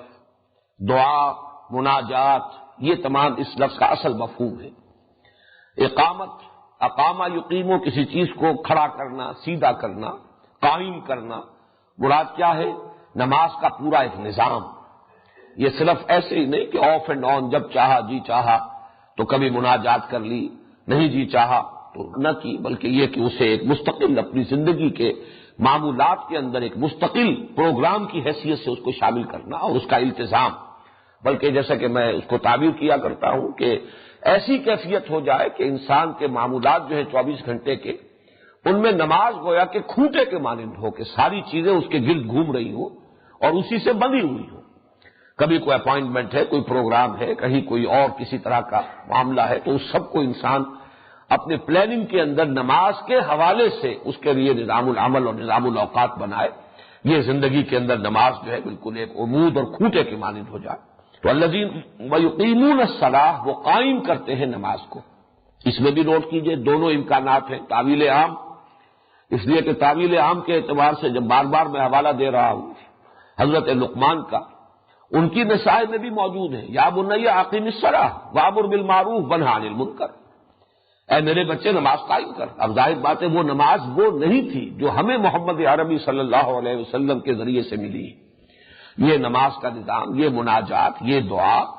اس کا یہ جزو اعظم سورہ فاتحہ جو ہم پڑھ چکے ہیں، یہ تو قرآن مجید میں نازل ہوئی ہے۔ وہ حدیث میں آپ کو سنا چکا ہوں حضرت ابی بن کعب کے حوالے سے کہ حضور نے فرمایا کہ ایسی صورت تو نہ تورات میں نازل ہوئی، نہ انجیل میں نازل ہوئی، نہ زبور میں نازل ہوئی، نہ ہی خود قرآن میں اس کی کوئی نظیر موجود ہے۔ اور یہ جزو اعظم ہے، الصلاۃ یہی ہے، قسمت الصلاۃ بینی و بین عبدی نصفین۔ تو ظاہر بات ہے یہ نماز کا نظام، یہ 5 اس کے 5 وقتہ نماز، اس کے اوقات، اس کا پورا قواعد اور قوانین کا سلسلہ، اس کے قواعد و ضوابط، یہ نماز کا نظام ہے جو محمد عربی صلی اللہ علیہ وسلم نے امت کو دیا۔ تو پھر اس سے ایک تعلق، اس سے اپنا ایک ذہنی رابطہ قائم رکھنے کے لیے کوئی نہ کوئی مناجات کا نظام، جس سے کہ وہ انسان اس دنیا کی اپنی مشغولیتوں میں، معمولات میں گم ہو کر رہ جاتا ہے، بھول جاتا ہے۔ وہ جو اقبال کا شعر ہے کہ کافر کی یہ پہچان کے آفاق میں گم ہے، اور مومن کی یہ پہچان کے گم اس میں ہے آفاق۔ انسان جب اپنے معمولات میں، حوائج میں، زندگی کی ضروریات میں، مشغولیات میں مصروف ہو جاتا ہے، بھول جاتا ہے رب سے، وہ ذہنی رابطہ جو ہے وہ منقطع ہونے کو قریب آ جاتا ہے۔ تو اس کو تازہ کرنے کی ضرورت ہے، پھر اس کو اثر نو جو ہے اجاگر کیا جائے، اس کے اپنے قلب کے اندر اس کے ادراک اور شعور کو زندہ کیا جائے، جس کے لیے وہ حفیظ جالندری کا شعر جو ہے مجھے بہت پسند ہے کہ سرکشی نے کر دیے دھندلے نقوش بندگی، آؤ سجدے میں گرے لوح جبی تازہ کرے۔ یہ نماز در حقیقت ایک طریقے سے وہ کووننٹ جو ہے، جو میثاق ہے، اس کو اثر نو تازہ کرنا، رینیو کرنا۔ یہ گویا کہ دن میں 5 مرتبہ ہم اپنے اس میثاق کو، قول و قرار کو، معاہدے کو، کووننٹ جو ہے اللہ کے ساتھ، انہیں اب رینیو کرتے، تازہ کرتے۔ تو اب یقیمون الصلاۃ، اب اس میں تعبیر خاص جو ہے وہ ظاہر بات ہے، حضور صلی اللہ علیہ وسلم نے امت کو یہ نظام پہلے ہی دے دیا تھا۔ صلاۃ پنجگانہ کا نظام مکی دور میں آ چکا، اس لیے کہ یہ پورا نظام جو ہے یہ شب معراج میں یہ پورا نظام ایک یعنی تفصیل کے ساتھ حضور صلی اللہ علیہ وسلم کو عطا کیا گیا، اور اس کے بعد سے اقامت صلاۃ جو ہے وہ مکی دور سے شروع ہو چکی ہے۔ تو گویا کہ یہ موجود ہے، وَيُقِيمُونَ الصَّلَاةَ وَمِمَّا رَزَقْنَاهُمْ يُنْفِقُونَ، اور جو کچھ ہم نے انہیں دیا ہے اس میں سے خرچ کرتے ہیں۔ نفقہ ینفقو کے معنی ہے خرچ ہو جانا، ختم ہو جانا۔ نفقت الدراہم، پیسے ختم ہو گئے، رقم خرچ ہو چکی۔ اور انفاق باب افعال سے خرچ کرنا، کھپانا، لگانا، یہ ہے انفاق، لگا دینا، خرچ کر دینا، صرف کر دینا۔ اب ظاہر بات ہے کہ خرچ تو انسان کرتا ہی ہے۔ ایک تو یہ کہ خسیس لوگ، بخیل لوگ جو سینچ کر رکھتے ہیں، گویا کہ ان کو بھی ایکسکلوڈ کر دیجئے یہاں، کہ یہاں مما رزقناہم ينفقون سے وہ لوگ نکل گئے، بلکہ خرچ کرنا۔ اور خرچ کرنے میں بھی ایک ہے اپنی عیش پر خرچ کرنا، اپنی عیاشی پر، اپنے اسراف میں خرچ کرنا، تبذیر میں خرچ کرنا، اپنی ہی ضروریات پر خرچ کرنا جو ہر انسان کرتا ہے۔ یہ چیزیں بھی یہاں سے خارج ہو جائیں گی، اس لیے کہ یہاں تو ایک مدح کے یعنی مقام پر ذکر ہو رہا ہے۔ تو مراد ہے، اگرچہ یہاں پہ الفاظ موجود نہیں ہے، فی سبیل اللہ یا مرضات اللہ کے لیے، اللہ کی رضا جوئی کے لیے خرچ کرنا، مراد یہ ہے وَمِمَّا رَزَقْنَاهُمْ يُنْفِقُونَ، جو کچھ ہم نے انہیں دیا ہے اس میں سے خرچ کرتے ہیں اللہ کی رضا کے لیے۔ ویسے یہ کہ قرآن مجید میں اللہ کی رضا کے لیے خرچ کرنے کے لیے لفظ زکوٰۃ بھی ہے، صدقات بھی ہے، انفاق بھی ہے، ایتاء مال بھی ہے۔ اس میں سب سے جامع اصطلاح جو ہے انفاق ہے، اور اس سورہ مبارکہ میں خاص طور پر انفاق کے موضوع پر آگے چل کر پورے 2 رکوع آئیں گے، بہت ہی شرح و بسط کے ساتھ یہ جو ہے اصطلاح پوری طرح پر اجاگر ہو کر نکھر کر سامنے آئے گی۔ اور اس میں زیادہ پہلو ہوتا ہے دین کے لیے خرچ کرنا، جس میں سے جیسے کہ مثال ہمارے سامنے حضرت ابوبکر صدیق کی ہے رضی اللہ تعالی عنہ۔ وہ خاصے بڑے سرمایہ دار تھے، تاجر تھے، سرمایہ ان کے پاس تھا، لیکن یہ کہ انہوں نے اپنا سارا سرمایہ خرچ کر دیا، لگا دیا حضور صلی اللہ علیہ وسلم کے مشن پر۔ اور خاص طور پر یہ کہ غلاموں کے طبقات میں سے جو لوگ ایمان لائے تھے ان کو خرید کر بڑی بھاری رقمیں دے کر، جو ان کے آقا تھے منہ مانگے دام انہیں دے کر انہیں خریدا اور آزاد کیا، جن میں حضرت بلال رضی اللہ تعالیٰ عنہ سر فہرست تھے۔ تو یہ ان کا انفاق ہے۔ تو گویا کہ یہ پھر ایک علامت، ایک وصف، ان کی ایک خاص نمایاں خصوصیت، یہ تعویل خاص۔ اور تعویل عام میں گویا کہ یہاں پر وہ بخیل لوگ نکل جائیں گے، اور وہ لوگ کہ جو تبذیر پر یا صرف اسراف پر پیسہ لٹاتے ہوں اور صرف اپنے ہی لیے اپنی ہی ضروریات پسند کرتے ہوں، نہیں، بلکہ یہ کہ خیر کے لیے، بھلائی کے لیے، نیکی کے لیے، غرباء کے لیے، محتاجوں کے لیے، مساکین کے لیے، یہ بھی در حقیقت وہ جو فطرت کی صحت ہے اس کی ایک علامتوں میں سے علامت ہے۔ جیسا کہ میں نے عرض کیا تھا کہ جہاں شکر جو ہے ایک رخ ہے، وہاں رحم، یہ رحم جو ہے کہ بھوکے کو دیکھ کر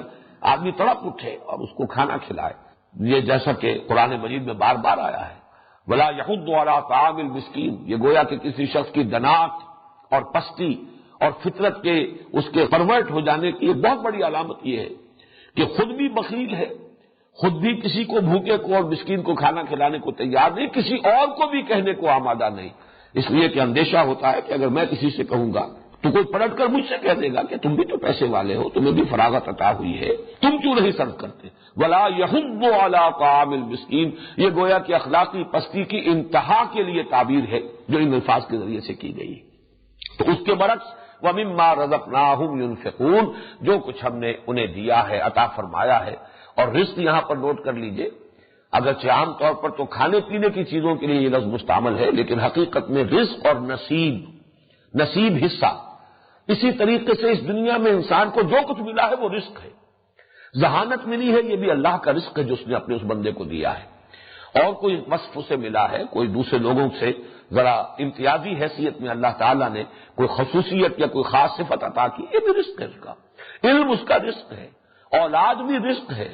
اسی طریقے سے مال اور دنیاوی اسباب جو ہے وہ بھی رزق ہے۔ وَمِمَّا رَزَقْنَاهُمْ يُنْفِقُونَ وَالَّذِينَ يُؤْمِنُونَ بِمَا أُنزِلَ إِلَيْكَ وَمَا أُنزِلَ مِن قَبْلِكَ، اور وہ لوگ کہ جو یقین رکھتے ہیں، اب یہ بے جو آ رہی ہے یؤمنون بما، با جو ہے یہ صلے کی بے ہے، والذین یؤمنون بما انزل الیک،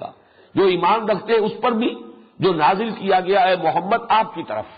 وما انزل من قبلک، اور جو نازل کیا گیا ہے محمد صلی اللہ علیہ وسلم آپ سے پہلے۔ اب اس میں بھی دیکھیے تعویل خاص کے اعتبار سے اس میں تعریض ہے۔ تعریض کیا ہے کہ یہود صرف اپنے اوپر جو چیزیں نازل ہوئی، تورات یا اور جو صحیفے ہیں مختلف انبیاء کے، اس لیے کہ اولڈ ٹیسٹمنٹ جسے کہا جاتا ہے اس میں صرف تورات نہیں ہے، بلکہ جس شکل میں بھی ہے تحریف شدہ صورت میں بھی، اس میں پہلی 5 کتابیں ہیں وہ تورات، لیکن یہ کہ اس کے بعد جو ہے بہت سے انبیاء کے صحیفے ہیں، یہ گویا کہ ما انزل من قبلک۔ باقی یہودی تو کیونکہ انجیل کو بھی نہیں مانتے، اس اعتبار سے وہ بھی اس سے خارج ہو جائے گا، لیکن یہ کہ نصارہ مدینے میں موجود نہیں تھے، یہ تعویل خاص کے اعتبار سے وہ لوگ جو مدینے میں تھے، اور ان کا معاملہ یہ ہے کہ وہ یہ کہتے تھے کہ ہم اور کسی کو ماننے کے لیے تیار نہیں ہیں، بس ہمارے پاس جو کتاب ہے، جو بھی ہمارے پاس اللہ کی طرف سے وحی آئی ہے وقتاً فوقتاً، ہم اس کو مانتے ہیں۔ تو تعریض ہے، گویا کہ ان کے اوپر ایک تنقید کی جا رہی ہے، اور اس کے مقابلے میں اشارہ کیا جا رہا ہے محمد الرسول اللہ صلی اللہ علیہ وسلم پر ایمان لانے والوں کی جانب کہ ان میں وہ وسعت قلب ہے، وہ وسعت نظر ہے، وہ کہیں کسی یوں نہ سمجھیے کہ تنگ نظری میں وہ مبتلا ہے، بلکہ ان کو حق کے وہ جویا ہیں، حق جہاں بھی ہے اس کو مانتے ہیں، وہ اس پر بھی یقین رکھتے ہیں اے نبی جو آپ کی طرف نازل کیا جا رہا ہے یا نازل کیا جا چکا ہے، اور اس پر بھی کہ جو آپ سے پہلے نازل کیا گیا۔ والذین یؤمنون بما انزل الیک وما انزل من قبلک وبالآخرۃ هم یوقنون۔ اب یہاں ذرا نوٹ کیجئے، آخرہ کہیں گے پچھلی، آخر اس کا یہ مؤنث آخرہ، کوئی پچھلی چیز، یہ ایک وصف ہے، ایک صفت ہے، لیکن اس سے پہلے گویا کہ محذوف مانا جائے گا، الحیات الآخرہ، پچھلی زندگی، یا الدار الآخرہ، پچھلا گھر، پچھلا عالم یعنی عالم آخرہ، یا یہ کہ نشأۃ الآخرہ، پچھلا اٹھایا جانا، ایک نشأۃ اولا ہے، ہم اس دنیا میں جو پیدا ہوئے ہیں، پروان چڑھے ہیں، بڑھے ہیں، یہ ایک نشأۃ الاولا ہے۔ وَلَقَدْ عَلِمْتُمُ النَّشْأَةَ الْأُولَىٰ، تمہارے علم میں ہے اللہ نے پہلی مرتبہ جو تمہیں اٹھایا،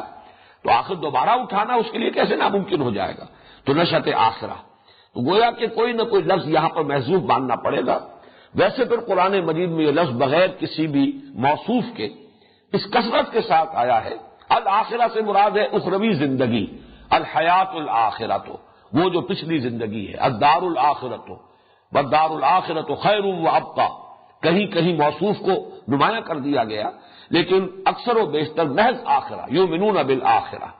تو اس سے مراد ہے بالحیات الآخرہ یا بالدار الآخرہ، پچھلے گھر پر یا پچھلی زندگی پر، عالم آخرہ پر ان کا یقین۔ یہاں یہ نوٹ کیجئے کہ ایمان اب تک لفظ چلا آ رہا تھا یؤمنون بالغیب، والذین یؤمنون بما انزل الیک وما انزل من قبلک، یہاں لفظ اس سے آگے ہے ایقان، یقین،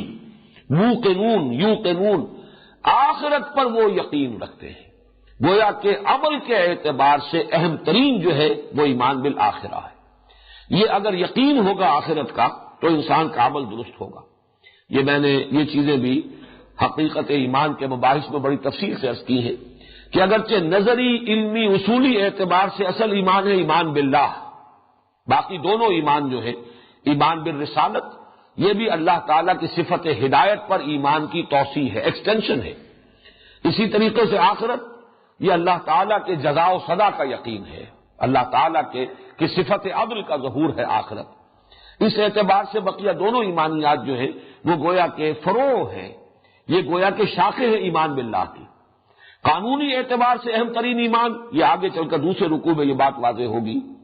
کہ جہاں پر کہ در حقیقت پانی مرتا تھا منافقوں اور یہودیوں کے ضمن میں، وہ یہ ہے کہ وہ حضور کو ماننے کو تیار نہیں تھے، آخرت کو ماننے کا اقرار کرتے تھے اور اللہ کو ماننے کا اقرار کرتے تھے۔ وَمِنَ النَّاسِ مَن يَقُولُ آمَنَّا بِاللَّهِ وَبِالْيَوْمِ الْآخِرِ وَمَا هُم بِمُؤْمِنِينَ، گویا کہ وہاں نفی جو تھی یا کمی جو تھی وہ ایمان بالرسول کی تھی، اور قانونی اعتبار سے اہم ترین ایمان ایمان بالرسول ہے۔ رسول کو مانیں گے تبھی آپ کو معلوم ہوگا کہ اللہ کو کن اسماء و صفات کے حوالے سے ماننا ہے۔ آمنت باللہ کما ہوا باسمائہ و صفاتہ۔ اسی طریقے سے آخرت کو جب رسول کو مانیں گے تو معلوم ہوگا کہ اس کی تفاصیل کیا ہے، بعث بعد الموت ہے، حساب کتاب ہے، جزا سزا ہے، وزن اعمال ہے، جنت ہے، دوزخ ہے۔ گویا کہ قانونی اعتبار سے کوئی شخص موحد اعظم ہو اور وہ رسول کو نہیں مانتا وہ کافر شمار ہوگا۔ کوئی شخص کتنا ہی آخرت کو مانتا ہو رسول کو نہیں مانتا وہ کافر قرار پائے گا۔ تو قانونی اعتبار سے اصل ایمان ایمان بالرسول، اور عملی اعتبار سے انسان کے اپنے عمل اور اخلاق کے درستی کے اعتبار سے اہم ترین ایمان ایمان بالآخرہ۔ اگر جزا و سزا کا یقین ہے، بعث بعد الموت کا یقین ہے کہ مرنے کے بعد جی اٹھنا ہے، اور ہر عمل کی جواب دہی کرنی ہوگی، اور ہر عمل جو ہے وہ وزن کے اندر آئے گا، تول میں آئے گا، جیسے کہ سورہ کہف میں فرمایا گیا ہے کہ جب وہ اعمال نامہ لا کر رکھ دیا جائے گا، وَوُضِعَ الْكِتَابُ فَتَرَى الْمُجْرِمِينَ مُشْفِقِينَ مِمَّا فِيهِ وَيَقُولُونَ يَا وَيْلَتَنَا مَا لِهَذَا الْكِتَابِ لَا يُغَادِرُ صَغِيرَةً وَلَا كَبِيرَةً إِلَّا أَحْصَاهَا، اس نے تو کوئی چھوٹی چیز بھی نہیں چھوڑی، تمام اعمال کا اس نے احاطہ اور احصاء کیا ہوا ہے۔ اگر یہ یقین ہے تو پھر آدمی تیر کی طرح سیدھا ہو جائے گا، پھر اس کا ہر عمل جو ہے صحیح ہوگا۔ وہ زبان سے ایک لفظ نکالنے سے پہلے بھی تولے گا کہ مجھے یہ لفظ کہنے کا حق ہے یا نہیں ہے، اور اگر یہ یقین نہیں ہے تو پھر لاپرواہی ہے، لاؤبالیانہ انداز ہوگا، جو چاہے گا کہے گا، جو چاہے گا کرے گا۔ تو بالآخرت ہم یؤمنون کی بجائے ایمان سے ایک جو اور کیفیت جو ایمان کی اس کی گہرائی جو ہے، یقین کی کیفیت، ایک ایمان جو ہے ایمان باللسان بھی ہے، ایک ایمان جو ہے وہ زبانی اظہار ہے، اور ایک ایمان جو حقیقی ایمان ہے وہ ہے یقین بالقلب، یقین قلبی، یقین پیدا کرے ناداں یقین سے ہاتھ آتی ہے، وہ درویشی کے جس کے سامنے جھکتی ہے فغفوری۔ تو یہاں آخرت کے ساتھ یہ لفظ یقین آیا ہے، وَبِالْآخِرَةِ هُمْ يُوقِنُونَ، آخرت پر تو، اور اس میں جو آپ نے دیکھا ہے اصل میں تو وَهُمْ يُوقِنُونَ بِالْآخِرَةِ، اگر اس کو پیرافریز کیا جائے، اگر جملہ جو ہے جیسے کہ عام کنسٹرکشن ہوتی ہے اس میں تو یہ ہونا چاہیے وَهُمْ يُوقِنُونَ بِالْآخِرَةِ، وَبِالْآخِرَةِ هُمْ يُوقِنُونَ۔ اس میں ایک تو یہ کہ ایمفیسس، تاکید، آخرت پر تو گویا کہ ان کا یقین ہے، اور ہم کو یہاں پر لا کر حالانکہ ہم کی یہاں ضرورت نہیں ہے، وَبِالْآخِرَةِ يُوقِنُونَ، یوقنون جو ہے جو فعل ہے اس میں فاعل موجود ہے، ضمیر فاعل ہی موجود ہے، لیکن اس کو مزید جو ہے تکرار کے طور پر جلایا گیا اور پھر اس کو مقدم کیا گیا، وہ اس اعتبار سے کہ اور زیادہ ایمفیسس ہو جائے، آخرت پر تو ان کا یقین ہے، بلکہ اس سے بھی آگے بڑھ کر آخرت پر تو انہی کا یقین ہے، یہ ہم لا کر یہاں پر حصر کا انداز پیدا ہوا، یعنی اس میں بھی تعریض ہو گئی کہ کہنے کو تو کچھ اور لوگ بھی کہتے ہیں کہ آخرت کو ہم مانتے ہیں، جیسے آگے چل کر آ جائے گا یہود کا قول یا منافقین کا قول، لیکن یہ کہ آخرت پر یقین حقیقتاً انہی لوگوں کا ہے جن میں یہ اوصاف موجود ہیں، اور اگر آپ لیں گے اس کو تعویل عام تو ظاہر بات ہے کہ آخرت کا بھی یقین یا آخرت کا ایمان یہ اس اجمالی ایمان کا جزو لازم ہے جو ہم سورہ فاتحہ میں دیکھ چکے ہیں کہ جہاں تک رسائی سلیم الفطرت صحیح العقل انسان کی ہو جاتی ہے اس کا ایک جزو لازم یہ بھی ہے وہ مالک یوم الدین، جزا و سزا کے دن کا مالک۔ اگر یہ نہیں ہوگی تو پھر یہ ایمان باللہ اور یہ حمد اور شکر اور یہ سب نعت یہ سب جو ہے ہو سکتا ہے ذہنی عیاشی بن کر رہ جائے۔ اصل میں جو چیز انسان کو سیدھا کرنے والی ہے، اس کے عمل کو صحیح اور درست کرنے والی ہے، اس کے اخلاق کو، اس کے معاملات کو، اس کے روش کو، وہ آخرت کا یقین ہے۔ اس کے بعد فرمایا اولئک علی ھدی من ربہم، یہ وہ لوگ ہیں کہ جو اپنے رب کی طرف سے ہدایت پر ہیں۔ یہاں جیسا کہ میں نے عرض کیا تھا وہ تعویل خاص جو ہے بہت نکھر کر آ گئی، گویا کہ اشارہ اولئک، وہ لوگ دیکھو وہ لوگ ہیں، ابو بکر ہے، عمر ہے، عثمان ہے، طلحہ ہے، زبیر ہے، یہ سب لوگ، بلکہ یہ کہ جب حضور تشریف لائے ہیں مدینے میں تو انصار میں سے بھی بہت سے لوگ ایمان لا چکے تھے، 72 تو وہی تھے کہ جنہوں نے بیعت عقبہ ثانیہ میں حصہ لیا ہے اور حضور کو دعوت دی کہ آپ تشریف لائیے، وہ لوگ بھی موجود تھے، سعد بن عبادہ، سعد بن معاذ، ایسے لوگ جو ہے موجود تھے وہاں۔ تو یہ ہیں وہ لوگ جو اپنے رب کی طرف سے ہدایت پر ہیں۔ گویا کہ ان آیات کا ابتدائی حصہ اگر سامنے رکھیں گے تو وہ تعویل عام کی طرف زیادہ اشارہ کر رہا ہے، قرآن کی ہدایت سے استفادے کی یہ شرائط ہے، اور اس آیات کا اختتام ہو رہا ہے وہ تعویل خاص کی طرف زیادہ اشارہ کر رہا ہے۔ یہ ہیں وہ لوگ، یہ اس شجرہ مبارکہ کے برگ و بار تمہارے سامنے ہیں، درخت کو اگر پھل سے پہچانتے ہو تو ان کو دیکھ لو، ان کے یہ نمایاں اوصاف ہیں، ان کی زندگی جو ہے، ان کے معمولات جو ہے وہ نماز کے گرد گھوم رہے ہیں، نماز ہی مرکز و محور بن چکی ان کی زندگی میں، ان کا آخرت پر یقین ان کی زندگیوں کے اندر مشاہدہ کر لو، ان کا ایمان کوئی تنگ ظرفی نہیں ہے کہ ہم تو صرف اسی کو مانیں گے جو ہم پر نازل کیا گیا، بلکہ یہ کہ جو بھی اللہ نے اس سے پہلے اتارا ہے ان کی نگاہ وسیع، ان کا سیدھا کشادہ، ان کی جو اپروچ ہے اس کے اندر کوئی تنگی نہیں ہے۔ یہ ہے وہ لوگ جو اپنے رب کی طرف سے ہدایت پر ہے، ہدایت قرآنی کا مظہر ہے،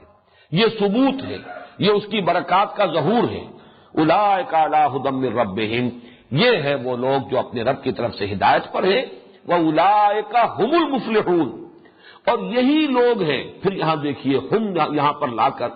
یہ گویا کہ پھر حسر کا مضمون آ رہا ہے، یہی وہ لوگ ہیں جو فلاح پانے والے ہیں۔ لفظ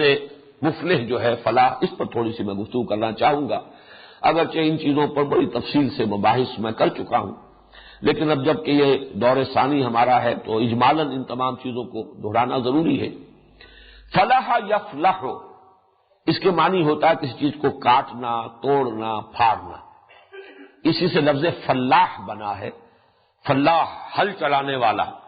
وہ اپنے ہل کی نوک سے دھرتی کے سینے کو چیرتا ہے، کاٹتا ہے، تو وہ فلاح ہے۔ فلاحین کی تحریک مصر میں، جیسے ہمارے ہاں کسانوں کی تحریک، کسان موومنٹ، ایسے فلاحین کی تحریک، تو فلاح فلاح سے بنا ہے، فلاح یفلح، کاٹنا، توڑنا، اسی سے وہ محاورہ ہے، ان الحدید بالحدید یفلح، لوہا لوہے ہی سے کٹتا ہے، تو یہ لوہے کو لوہا کاٹتا ہے یا لوہا لوہے سے کٹتا ہے، ان الحدید بالحدید یفلح، تو یہ فلاح کے معنی توڑنا، پھاڑنا۔ اچھا فلح کا لفظ بھی آتا ہے لام کے زیر کے ساتھ، فلح یفلح، ٹوٹ جانا، خود ٹوٹ جانا، پھٹ جانا،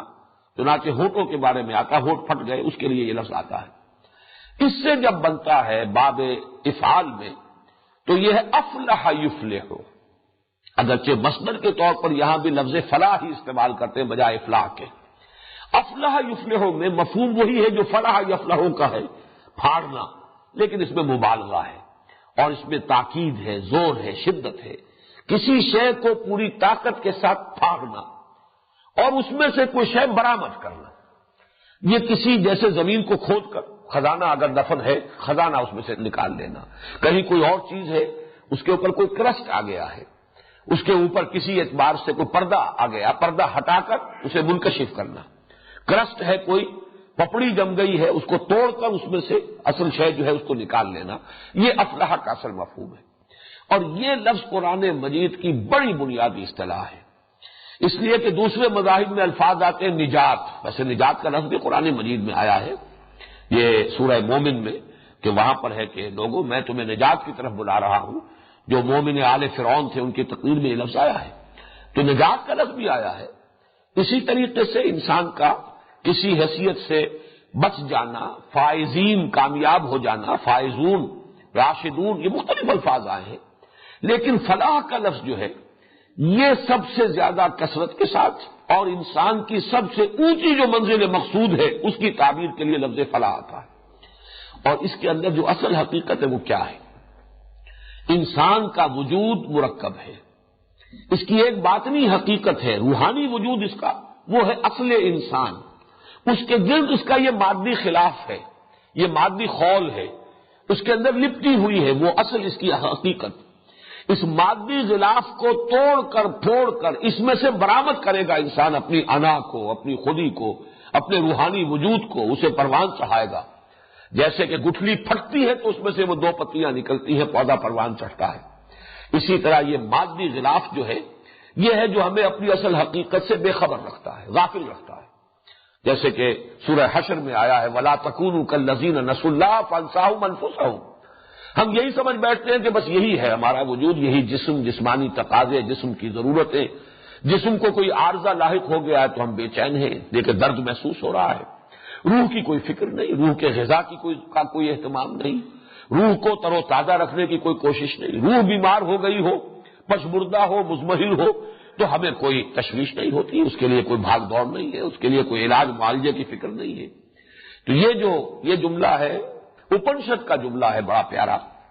کہ مین از ان ignorance identifies himself with the material sheets which encompass his real self۔ انسان اپنی جہالت میں، نادانی میں اپنے آپ کو ان مادی غلافوں سے تعبیر کر بیٹھتا ہے کہ جو لپٹے ہوئے ہیں اس کی اصل انا، اس کی اصل خودی کے گرد جو لپٹے ہوئے خول ہے مادی، وہ سمجھ بیٹھتا میں یہ ہوں، میرا یہ جسم ہے، یہ میں ہوں، حالانکہ اصل وہ انا، اصل خودی، وہ تو وہ روحانی وجود ہے جو اس کے اندر مضمر ہے، اس کو پروان چڑھانا۔ تو ظاہر بات ہے یہ ریاضتیں، مشقتیں جو مختلف لوگ کرتے رہے، تپسیائیں، یہ کس لیے تھی؟ اپنے اس مادی خول کو توڑ کر اپنے اس روحانی وجود کو برآمد کرنا۔ قرآن مجید نے بھی ہمیں اس کے لیے وہ مشقت اور ریاضت دی ہے، اسی میں سے ایک شکل نماز ہے۔ نماز ظاہر بات ہے کہ ایک ریاضت ہے، ایک مشقت ہے، دنیاوی دلچسپیوں کو توڑ کر آپ اپنا وقت نکال کر اور اللہ تعالیٰ سے لو لگاتے ہیں، اللہ سے اپنے اس کووننٹ کو تازہ کرتے ہیں۔ اسی طریقے سے روزہ ہے، روزہ بھی وہ مادی وجود کے تقاضوں کو روکنا، ان کو دبانا، ان کو سپریس کرنا، یہ تاکہ وہ جو اصل روحانی وجود ہے وہ تقویت پائے۔ اسی طریقے سے انفاق ہے، زکوٰۃ ہے، کہ مال کی محبت سے اپنے آپ کو، یہ بھی ایک خول ہے جو روک لیتا ہے انسان کو، مال کی محبت کا خول، اس کو توڑنے کے لیے۔ پھر یہ جہاد ہے، اللہ کی راہ میں اپنا جان، اپنی مال صرف لگانا ہے، خرچ کرنا ہے۔ یہ تمام یہ ریاضتیں ہیں در حقیقت کہ جس کے ذریعے سے وہ اصل میں خودی کی نشو و نما مطلوب ہے۔ آج کل وہ حکمت قرآن میں جو ڈاکٹر رفیع الدین مرحوم کی کتاب چھپ رہی ہے، حکمت اقبال، اس میں یہ خودی کا تصور، اگرچہ ظاہر بات ہے کہ کسی بھی مصنف کی ہر بات سے انسان اتفاق نہیں کر سکتا، لیکن یہ کہ یہ خودی ہی اصل حقیقت ہے انسان کی۔ علامہ اقبال کا یہ فلسفہ، ویسے تو یہ خودی کا لفظ چیستہ بن گیا، لیکن یہ کہ میں سمجھتا ہوں کہ ڈاکٹر رفیع الدین صاحب نے جس طرح اسے سمجھا ہے اور سمجھایا ہے، شاید کوئی اور بھی چاہے کتنا ہی وہ نام لیوا رہا ہو علامہ اقبال کا، اس نے اس طور سے نہ سمجھا ہے نہ سمجھایا ہے۔ وہ یہی ہے کہ ہماری اصل حقیقت یہ ہمارا مادی وجود نہیں بلکہ وہ ہماری خودی ہے۔ یہ خودی جسے ہم کہہ رہے ہیں فارسی کا لفظ ہے، عربی میں ہم اسے انا کہتے ہیں، ہماری انا، یہ ہماری سیلف، اور اسی لیے وہ سیکریٹس آف دی سیلف، اسرار خودی، علامہ اقبال کی وہ مثنوی ہے۔ اس در حقیقت قرآن مجید کی روح سے وہ روح ہے جو ہم میں پھونکی گئی ہے، وہ ایک مستقل وجود ہے ہمارا روحانی وجود، لیکن یہ کہ یہ مادی وجود اس کے اوپر غالب ہے، چھایا ہوا ہے، وہ دبی ہوئی ہے، سسکی ہوئی، سسکتی ہوئی، اسے پروان چڑھانا یہ ہے اصل فلاح۔ ظہور ہوگا اس کا پھر آخرت میں، اس کا جو بھی اللہ تعالیٰ کی طرف سے انعام و اکرام ہوگا، جو اعزاز ہوگا، وہ تو در حقیقت یہ اس کا گویا کہ نتیجہ ہے۔ اصل فلاح تو یہاں انسان حاصل کرتا ہے اگر وہ اپنے روحانی تقاضوں کو برآمد کر کے اپنے وجود کے اندر سے اس روحانی وجود کو اور اپنے جسمانی اور مادی تقاضوں کو دبا کر ان کو پروان چڑھاتا، یہ فلاح ہے۔ اولئک علی ھدی من ربہم واولئک ھم المفلحون۔ اب یہ دو آیات جو ہیں اس میں اسی تعویل خاص کا پہلو جو ہے بہت نمایاں ہے۔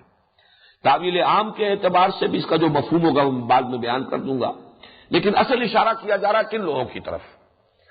وہ جو مکے کے خاص طور پر سرداران قریش کہ 13 برس تک حضور کی دعوت سنتے رہے یا 12 برس تک، اور ان میں سے اکثریت ان لوگوں کی تھی کہ جن کے دلوں نے گواہی دی کہ یہ حق ہے، بات صحیح یہی ہے، محمد جھوٹے نہیں ہے، دھوکے باز نہیں ہے صلی اللہ علیہ وسلم۔ ان سے بڑھ کر کس کو یہ حقیقت معلوم تھی؟ لیکن اور پھر یہ کہ یہ کلام انسانی کلام نہیں ہے، واقعتاً ماننا پڑتا ہے کہ یہ انسانی کلام نہیں ہے، انسان کے اندر یہ طاقت نہیں ہے کہ ایسا کلام موضوع کر سکے۔ اس اعتبار سے حقیقت منکشف ہو چکنے کے باوجود وہ تعصب کی بنا پر، عناد کی بنا پر، ہٹ دھرمی کی بنا پر، تکبر کی بنا پر، حسد کی بنا پر اڑ گئے کفر پر۔ یہ ان کا یہ دوسری جماعت ہے جس کی طرف اشارہ کیا جا رہا ہے۔ پہلا گروہ وہ صحابہ کرام جنہوں نے قرآن مجید کی ہدایت سے استفادہ کیا، اور ان کی شخصیتیں جو ہے وہ گویا کہ ہدایت قرآنی کا ایک مرقع ہے۔ دوسرا گروہ ان الذین کفروا۔ اب یہاں پہ کفروا کو لیجئے اس انتہائی معنی میں۔ کفر کا بھی اصل مفہوم کیا ہے؟ کسی چیز کو چھپا دینا، دبا دینا۔ انسان کے اندر کسی شے کے بارے میں جب یہ گواہی ابھرے، دل گواہی دے دے یہ بات صحیح ہے، لیکن کسی مصلحت کی وجہ سے وہ اس کو مانتا نہیں ہے، یہ کفر ہے۔ اسی طریقے سے کسی کے احسان کے جواب میں جذبہ شکر ابھرا ہے، لیکن کسی وجہ سے انسان اس کو دباتا ہے، ظاہر نہیں کرتا، زبان سے شکر ادا نہیں کرتا، یہ بھی کفر ہے۔ تو کفر شکر کے مقابلے میں بھی آتا ہے، اس لیے کہ وہ جذبہ جو ہے فطرت انسانی کا، اسے گویا کہ انسان نے دبا دیا، چھپا دیا۔ اور کفر کسی بات کا بھی ہوتا ہے، وہی مانا کہ دل نے تو مانا ہے کہ یہ بات صحیح ہے، لیکن میں مان لوں گا تو اس کا مطلب یہ کہ یہ جیت گیا، میں ہار گیا، یہ بازی لے گیا اور میں بازی لوز کر گیا، یا اس کی فوقیت ثابت ہو جائے گی اور میں تو گویا کہ کم تر درجے کا ثابت ہو جاؤں گا۔ اس وجہ سے کسی شے کی حقانیت کے انکشاف کے بعد بھی اس کو رد کر دینا یہ کفر ہے۔ پھر اس میں اڑ جانا، ایسا بھی ہوتا ہے کہ کسی کی طرف سے کفر ہوا ہو، اگرچہ کوئی عصبیت ہے، وہ عصبیت قومی، ہمارے آباء و اجداد کا دین تھا، یہ ہمارے آباء و اجداد کے عقائد تھے، یہ ہماری جو ہے صدیوں سے چلی آ رہی ہے، یہ رسوم، یہ ہماری ریت ہے، ہم کیسے چھوڑ دیں؟ یہ تعصب جو ہے یہ در حقیقت ہو سکتا ہے کہ کچھ وقت کے بعد دھل جائے، اگر حقانیت کا انکشاف زیادہ ہو جائے تو یہ عصبیت جو ہے آبائی عصبیت یہ ختم ہو سکتی ہے، لیکن جو ذاتی عصبیت ہوتی ہے، اپنا تکبر، اپنی زدم زدہ، جسے قرآن مجید میں شقاق سے کہا گیا ہے، شقاق، ہم فی شقاق، اب وہ زدم زدہ کے اندر مبتلا ہو چکے ہیں، یہ پھر کیفیت وہ ہے کہ یہ زائل نہیں ہو سکتی۔ تکبر، حسد، بغض، عناد، شقاق، اس کے بنا پر جب کفر پر کوئی اڑ چکا ہو تو اب اس کے حق میں کوئی انذار، کوئی اس کو افہام و تفہیم، کوئی سمجھانا، کوئی دلائل سے قائل کرنا سب بے سود ہے، بیکار ہے۔ تو یہ خاص گروہ ہے جس کا کہ یہاں تذکرہ ہو رہا ہے، عام معنی میں نہیں، اس لیے کہ بے شمار لوگ وہ ہیں کہ جو اس کے بعد بھی ایمان لے آئے، مکے میں بھی لوگ ایسے تھے جو بعد میں ایمان لے آئے، کچھ لوگ ہیں کہ جنہوں نے ابتداء انکار کیا، حضرت عمر رضی اللہ تعالی عنہ، ان کا جو انکار اور اعراض تھا میرے نزدیک وہ تعصب یا عصبیت تھی، آبائی عصبیت، آباء و اجداد کے طور طریقوں کے ساتھ ایک عصبیت کی کیفیت، لیکن وہ ذاتی اناد کا معاملہ اگر ہوتا تو وہ معاملہ ابو جہل کا معاملہ ذاتی اناد اور تکبر کا تھا، حسد کا تھا، اس وجہ سے وہ نہیں دھلا۔ اور حضرت عمر رضی اللہ تعالیٰ عنہ کو اگرچہ 6 سال لگ گئے، حضرت حمزہ کا معاملہ یہ تھا کہ اس میں وہ عصبیت بھی نہیں تھی لیکن غفلت تھی، دلچسپی نہیں ہے، کھیل کود میں، سیر شکار میں نکل گئے ہیں اور ہفتوں صحرا کے اندر، جنگلوں کے اندر، وہاں شکار کے اندر لگا رہے ہیں، تو چونکہ ان چیزوں کی طرف کوئی توجہ ہی نہیں تھی تو محض غفلت اس کی وجہ سے دیر لگ جائے، یا اگر تعصب یا عصبیت ہے صرف آبائی رسوم و رواج اور عقائد کی وجہ سے، یہ بھی زنگ جو ہے دھل سکتا ہے، لیکن جہاں ذاتی تکبر اور عناد اور ذاتی شقاق اور زدم زدہ کی کیفیت ہو تو یہ شے زائل ہونے والی نہیں ہوتی۔ اور اس کو جان لیجئے کہ یا تو یہ سرداران قریش میں سے معاملہ تھا اور یا پھر علماء یہود. اسی لیے اکثر مفسرین کی رائے یہ ہے کہ یہاں ان دو آیات میں انہی دونوں گروہوں کی طرف مکے کے قریش کے زعماء سرداران اور مدینے میں یہود کے علماء ان کے جو مذہبی پیشوا تھے. ان الذین کفروا، یقیناً وہ لوگ جو کفر پر اڑ چکے ہیں. اب یہ ترجمہ کرنا ہوگا، جو کفر پر جم چکے ہیں، جو کفر پر ضد کی بنا پر راسخ ہو گئے ہیں. سواء علیہم انذرتہم ام لم تنذرہم، برابر ہے ان کے لیے ان کے حق میں. اگرچہ اعلیٰ کا لفظ عام طور پر یہ حرف جار جو ہے یہ مخالفت کے لیے آتا ہے، لیکن حروف جار کے بارے میں یہ اصول جان لیجئے کہ ان میں عدل بدل ہو جاتا ہے. لام کی جگہ اعلیٰ اور اعلیٰ کی جگہ لام یہ ہو سکتا ہے. اس لیے یہاں پہ اگرچہ لفظ اعلیٰ ہے سواء علیہم، ان پر برابر ہے، یہاں مراد ہے سواء لہم، ان کے حق میں برابر ہے. انذرتہم ام لم تنذرہم لا یؤمنون، خواہ آپ انہیں انذار کریں، ڈرائیں. اور انذار کا لفظی ترجمہ اصل میں ڈرانا نہیں ہے بلکہ خبردار کرنا، وارن کرنا. نذیر کے معنی وارنر، خبردار کرنے والا، آگاہ کر دینے والا. آگے اگر کوئی گڑھا ہے اور کوئی نابینا شخص جا رہا ہے اور آپ اسے کہتے ہیں پکار کر کے دیکھنا بھائی آگے گڑھا ہے، تو یہ در حقیقت انذار ہے، یہ تخویف نہیں ہے. ہمارے ہاں عام طور پر لفظ انذار کا ترجمہ جو ڈرانا کر دیا جاتا ہے، لیکن حقیقت میں خبردار کرنا، وارن کرنا. آپ کتنا ہی انہیں وارن کریں، خبردار کریں، آخرت کی خبر سنائیں، جہنم کی وعیدیں سنائیں، اب ان کے حق میں بالکل یہ برابر ہے. سواء علیہم انذرتہم ام لم تنذرہم لا یؤمنون، خواہ آپ انہیں خبردار کریں اور خواہ آپ انہیں خبردار نہ کریں یہ ایمان نہیں لائیں گے. ختم اللہ علی قلوبہم، مہر کر دی ہے اللہ نے ان کے دلوں پر، وعلی سمعہم، اور ان کے کانوں پر، وعلی ابصارہم غشاوہ، اور ان کی آنکھوں پر پردہ ہے. یہ جو ختم قلوب کا معاملہ ہے، ختم کا لفظ جو ہے اردو میں بھی جس معنی میں مستعمل ہے، کسی چیز کو ختم کر دینا، پورا کر دینا کسی کام کو، عربی میں بھی اس معنی میں یہ مستعمل ہے. وہ پھر بغیر صلے کے آتے ہیں. میں نے اس کو ختمت القرآن، میں نے قرآن مجید کی تلاوت پوری کر لی، یہاں پر کوئی صلہ نہیں آئے گا. لیکن جب صلہ آئے اعلیٰ، ختمہ اعلیٰ، اس کے معنی ہے کسی شے پر مہر لگا دینا، یعنی کسی چیز کو مہر بند کر دینا. اب اس میں کوئی شے شامل داخل نہ ہو سکے اور وہاں سے کوئی شے نکل نہ سکے، یہ سیل کر دینا جو ہے، تو یہ اللہ تعالیٰ نے ان کے دلوں پر سیل کر دیا ہے. ختم اللہ علی قلوبہم وعلی سمعہم، اور ان کے کانوں پر. سمع اگرچہ مصدر ہے لیکن یہ لفظ جو ہے مصدر سے آگے بڑھ کر یہ سماعت کے لیے بھی مستعمل ہوگا، اعلی سماعت جو ہے ہمارا کان، اس کے لیے بھی مستعمل ہوگا، اور جمع کے لیے بھی آئے گا اور واحد کے لیے بھی آئے گا. اللہ نے ان کے کانوں پر بھی مہر کر دی، یہاں مراد کان ہے. اسی طرح وعلی ابصارہم، بصر جو ہے وہ دیکھنا مصدر ہے، اور اسے جہاں دیکھنا بینائی اور اس کے ساتھ ہی دیکھنے والی شے یعنی آنکھ، اور ابصار جو ہے جمع کے صیغے میں آیا ہے آنکھوں کے لیے. ان کی آنکھوں پر پردے پڑے ہوئے ہیں. اللہ نے مہر کر دی ہے ان کے دلوں پر اور ان کے کانوں پر، اور ان کی آنکھوں پر پردے پڑے ہوئے ہیں. وعلی ابصارہم غشاوۃ ولہم عذاب عظیم، اور ان کے لیے ہے بہت بڑا عذاب. اب یہ ختم قلب جو ہے اس کے بارے میں بھی کچھ عرض کر دوں کہ اس میں بھی وہ ستیارت پرکاش کے مصنف کو تو یقیناً اس پر بھی اعتراض ہوا ہوگا، جب اللہ ہی نے مہر کر دی تو ان کا قصور کیا ہے؟ اللہ نے مہر کر دی، ہدایت ان کے دلوں میں داخل ہو نہیں سکتی، تو پھر ان کی مذمت کس بات پر؟ ان کا قصور کیا ہے؟ تو یہ بھی قاعدہ جو قرآن مجید میں تفصیل سے آیا ہے وہ یہ ہے کہ جب لوگوں کے اندر یہ ضد اور عناد اور ہٹ دھرمی یا تعصب، تکبر، یہ چیزیں جب پیدا ہو جائیں اور اس کی وجہ سے جب اعراض کرتا ہے انسان، تو شروع میں تو وہ اس شے کو حق سمجھ کر اعراض کرتا ہے، ہوتے ہوتے اس کی اپنی ذہنیت اس طرح بست ہو جاتی ہے کہ وہ واقعتاً اب اس کے اندر صلاحیت ہی نہیں رہتی حق کو حق سمجھنے، حقیقت کو دیکھنے کی استعداد سلب کر لی جاتی ہے. یہ گویا کہ، اور ویسے بھی یہ ایک فزیکل فینومینا جو ہے فزیولوجی میں بھی وہ سمجھ میں آتا ہے کہ اللہ تعالیٰ نے جو ہمارا عضو جس کام کے لیے بنایا ہے، اگر وہ کام اس سے لیا جائے گا تو وہ عضو صحیح رہے گا، سالم رہے گا، اور اگر وہ کام اس سے نہ لیا جائے تو اس میں ڈی جنریشن ہوگی، وہ چیز جو ہے وہ اس کے اندر سے وہ صلاحیت سلب ہونی شروع ہو جائے گی. مثلا یہ کہ یہ جوڑ ہے، اس کو اگر آپ لاک کر دیں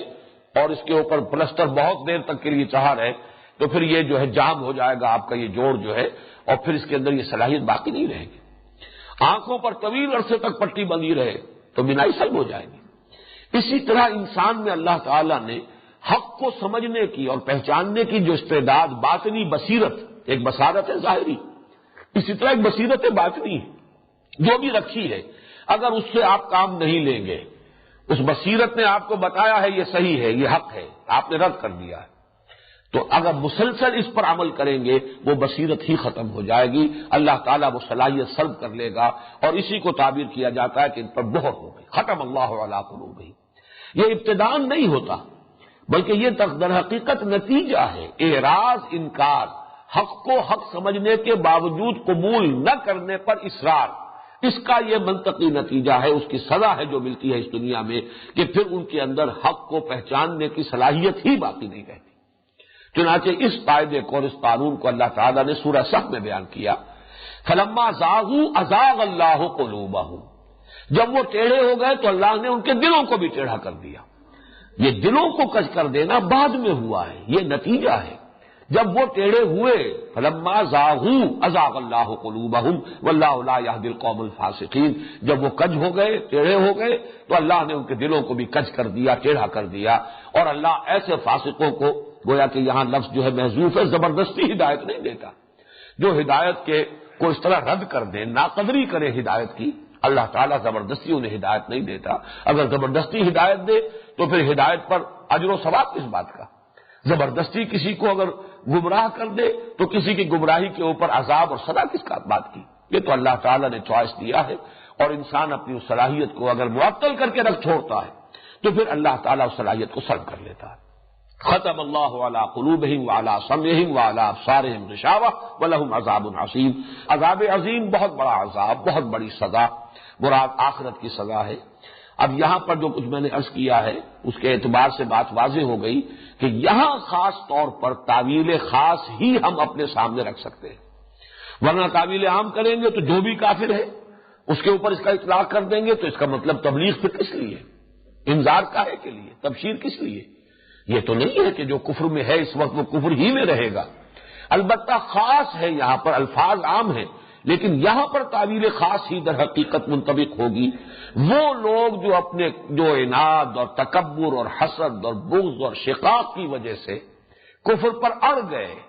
اس کے اوپر زدم زدہ کی وجہ سے اس پر جازم ہو گئے،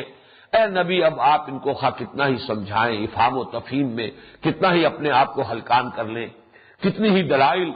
دلائل و براہین جو ہیں اس کی روشنی ان کے سامنے لے آئیں، یہ اب ماننے والے نہیں ہیں۔ اللہ تعالیٰ نے ان میں سے وہ صلاحیت ہی سلب کر لی ہے، اور ان کے دلوں کے اوپر کہیں قرآن مجید میں طبع اللہ کا لفظ آتا ہے، اللہ نے ان کے اوپر مہر لگا دی ہے، ٹھپا لگا دیا ہے، اور کہیں یہ کہ ختم اللہ علی قلوبہم وعلی سمعہم، اللہ نے ان کے دلوں پر اور ان کے کانوں پر مہر لگا دی ہے۔ اسلوب ذرا سا مختلف کیا گیا آنکھوں کے لیے، آنکھوں پر پردے ہیں، اس لیے کہ آنکھ صرف سامنے دیکھتی ہے، جو فیلڈ آف ویژن ہے وہ ہمارا محدود ہے، تھوڑا دائیں تھوڑا بائیں، لیکن کان اور دل کا معاملہ یہ در حقیقت یہ کسی خاص سمت سے اس کا معاملہ نہیں ہے، آواز کسی بھی سمت سے کان میں آ جائے گی۔ اسی طریقے سے دل جو ہے، اصل دل ہمارا، یہ دل صرف یہ دل نہیں کہ جو بلڈ کو پمپ کرنے والا ہے، بلکہ وہ جو مانوی حقیقت ہے انسان کی، جو مسکن ہے روح کا، یہ بھی اس کے لیے بھی کوئی خاص سمت نہیں ہے کہ اسی سے اس کو کوئی خبر پہنچ رہی ہو اور معلومات پہنچتی ہو، بلکہ یہ کہ وہ بھی چونکہ ہر طرف سے اس کے اندر جو ہے حقائق کا ادراک اور شعور ہو سکتا ہے، اس اعتبار سے وہاں لفظ استعمال کیا ختم۔ اور آنکھ کے لیے کیونکہ وہ سامنے ہی کی چیز ہے، ایک ہی سمت میں انسان دیکھتا ہے، اس لیے وہاں پردہ لیا ہے۔ ختم اللہ علی قلوبہم وعلی سمعہم وعلی ابصارہم غشاوہ ولہم عذاب عظیم۔ ان آیات کے لیے جو مصنع ہے قرآن مجید میں وہ سورہ یاسین کی ابتدائی آیات ہیں، میں صرف چاہتا ہوں کہ وہ بھی آپ کے سامنے آ جائیں تاکہ تقابل ہو جائے ان آیات کا جو آج ہم نے پڑھی ہے اور سورہ یاسین کی ابتدائی آیات۔ یاسین والقرآن الحکیم انک لمن المرسلین علی صراط مستقیم۔ اب یہاں لفظ صراط خاص طور پر، یوں چونکہ سورہ فاتحہ میں صراط آ چکا ہے، اہدنا الصراط المستقیم، سورہ بقرہ کے آغاز میں صرف لفظ ہدایت آیا، صراط کا لفظ دوبارہ جو ہے دہرا کر نہیں لایا گیا۔ قرآن کا من جانب اللہ ہونا اس میں کوئی شک نہیں، والقرآن الحکیم، قسم ہے قرآن کی جو حکمت بھرا ہے، یقیناً اے محمد آپ اللہ کے رسول ہیں۔ تنزیل العزیز الرحیم، لتنذر قوما ما انذر آباؤہم فہم غافلون لقد حق القول علی اکثرہم، ان میں سے اکثریت پر اللہ کا فیصلہ جو ہے وہ نافذ ہو چکا ہے۔ حق القول علی اکثرہم یعنی اللہ تعالیٰ کا وہ قانون جو ہے کہ جو مسلسل اپنے ضد اور تکبر کی بنا پر حق سے اعراض کرے گا اس کے اندر سے صلاحیت سلب کر لی جائے گی، وہ قانون جو ہے ان کے اوپر منطبق ہو چکا ہے، یہ اس کی زد میں آ چکے ہیں۔ لقد حق القول علی اکثرہم فہم لا یؤمنون انا جعلنا فی اعناقہم اغلالا فہی الی الاذقان فہم مقمحون،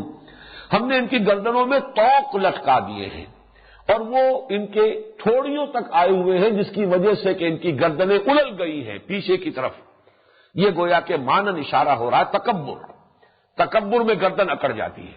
یہ جو گردنیں اکڑی ہوئی ہیں ابو جہل کی اور اسی طریقے سے اور جو دوسرے عقبہ ابن ابی معیط کی، اصل میں تمہیں نظر نہیں آ رہا، ان کے گلے میں، ان کی گردنوں میں ہم نے طوق ڈال دیے ہیں، اور وہ طوق بھی اتنے ہیں کہ ان کی تھوڑیوں تک پہنچے ہوئے، جس کی وجہ سے کہ ان کی گردنیں اکڑی ہوئی ہیں اور سر الل گئے ہیں۔ وَجَعَلْنَا مِن بَيْنِ أَيْدِيهِمْ سَدًّا وَمِن خَلْفِهِمْ سَدًّا، ہم نے ان کے سامنے بھی دیوار حائل کر دی ہے، رکاوٹ کھڑی کر دی ہے، اور پیچھے بھی، یعنی سامنے کے حقائق نظر نہیں آ رہے اور پیچھے کی جو تاریخ ہے انسانی۔ اب یہ ہے جو سورہ یاسین، یہ مکی صورت ہے، اور مکی صورتوں میں یہ سارے مضامین تفصیل سے آئے ہیں، انبیاء اور رسل کے حالات و واقعات، وہ ان کی خبریں، وہ تاریخ، تو ان سب میں سے کسی سے بھی وہ سبق حاصل کرنے کو تیار نہیں۔ فَأَغْشَيْنَاهُمْ فَهُمْ لَا يُبْصِرُونَ، اب ہم نے ان کو ہر طرف سے ڈھانپ دیا ہے اور یہ دیکھ نہیں رہے۔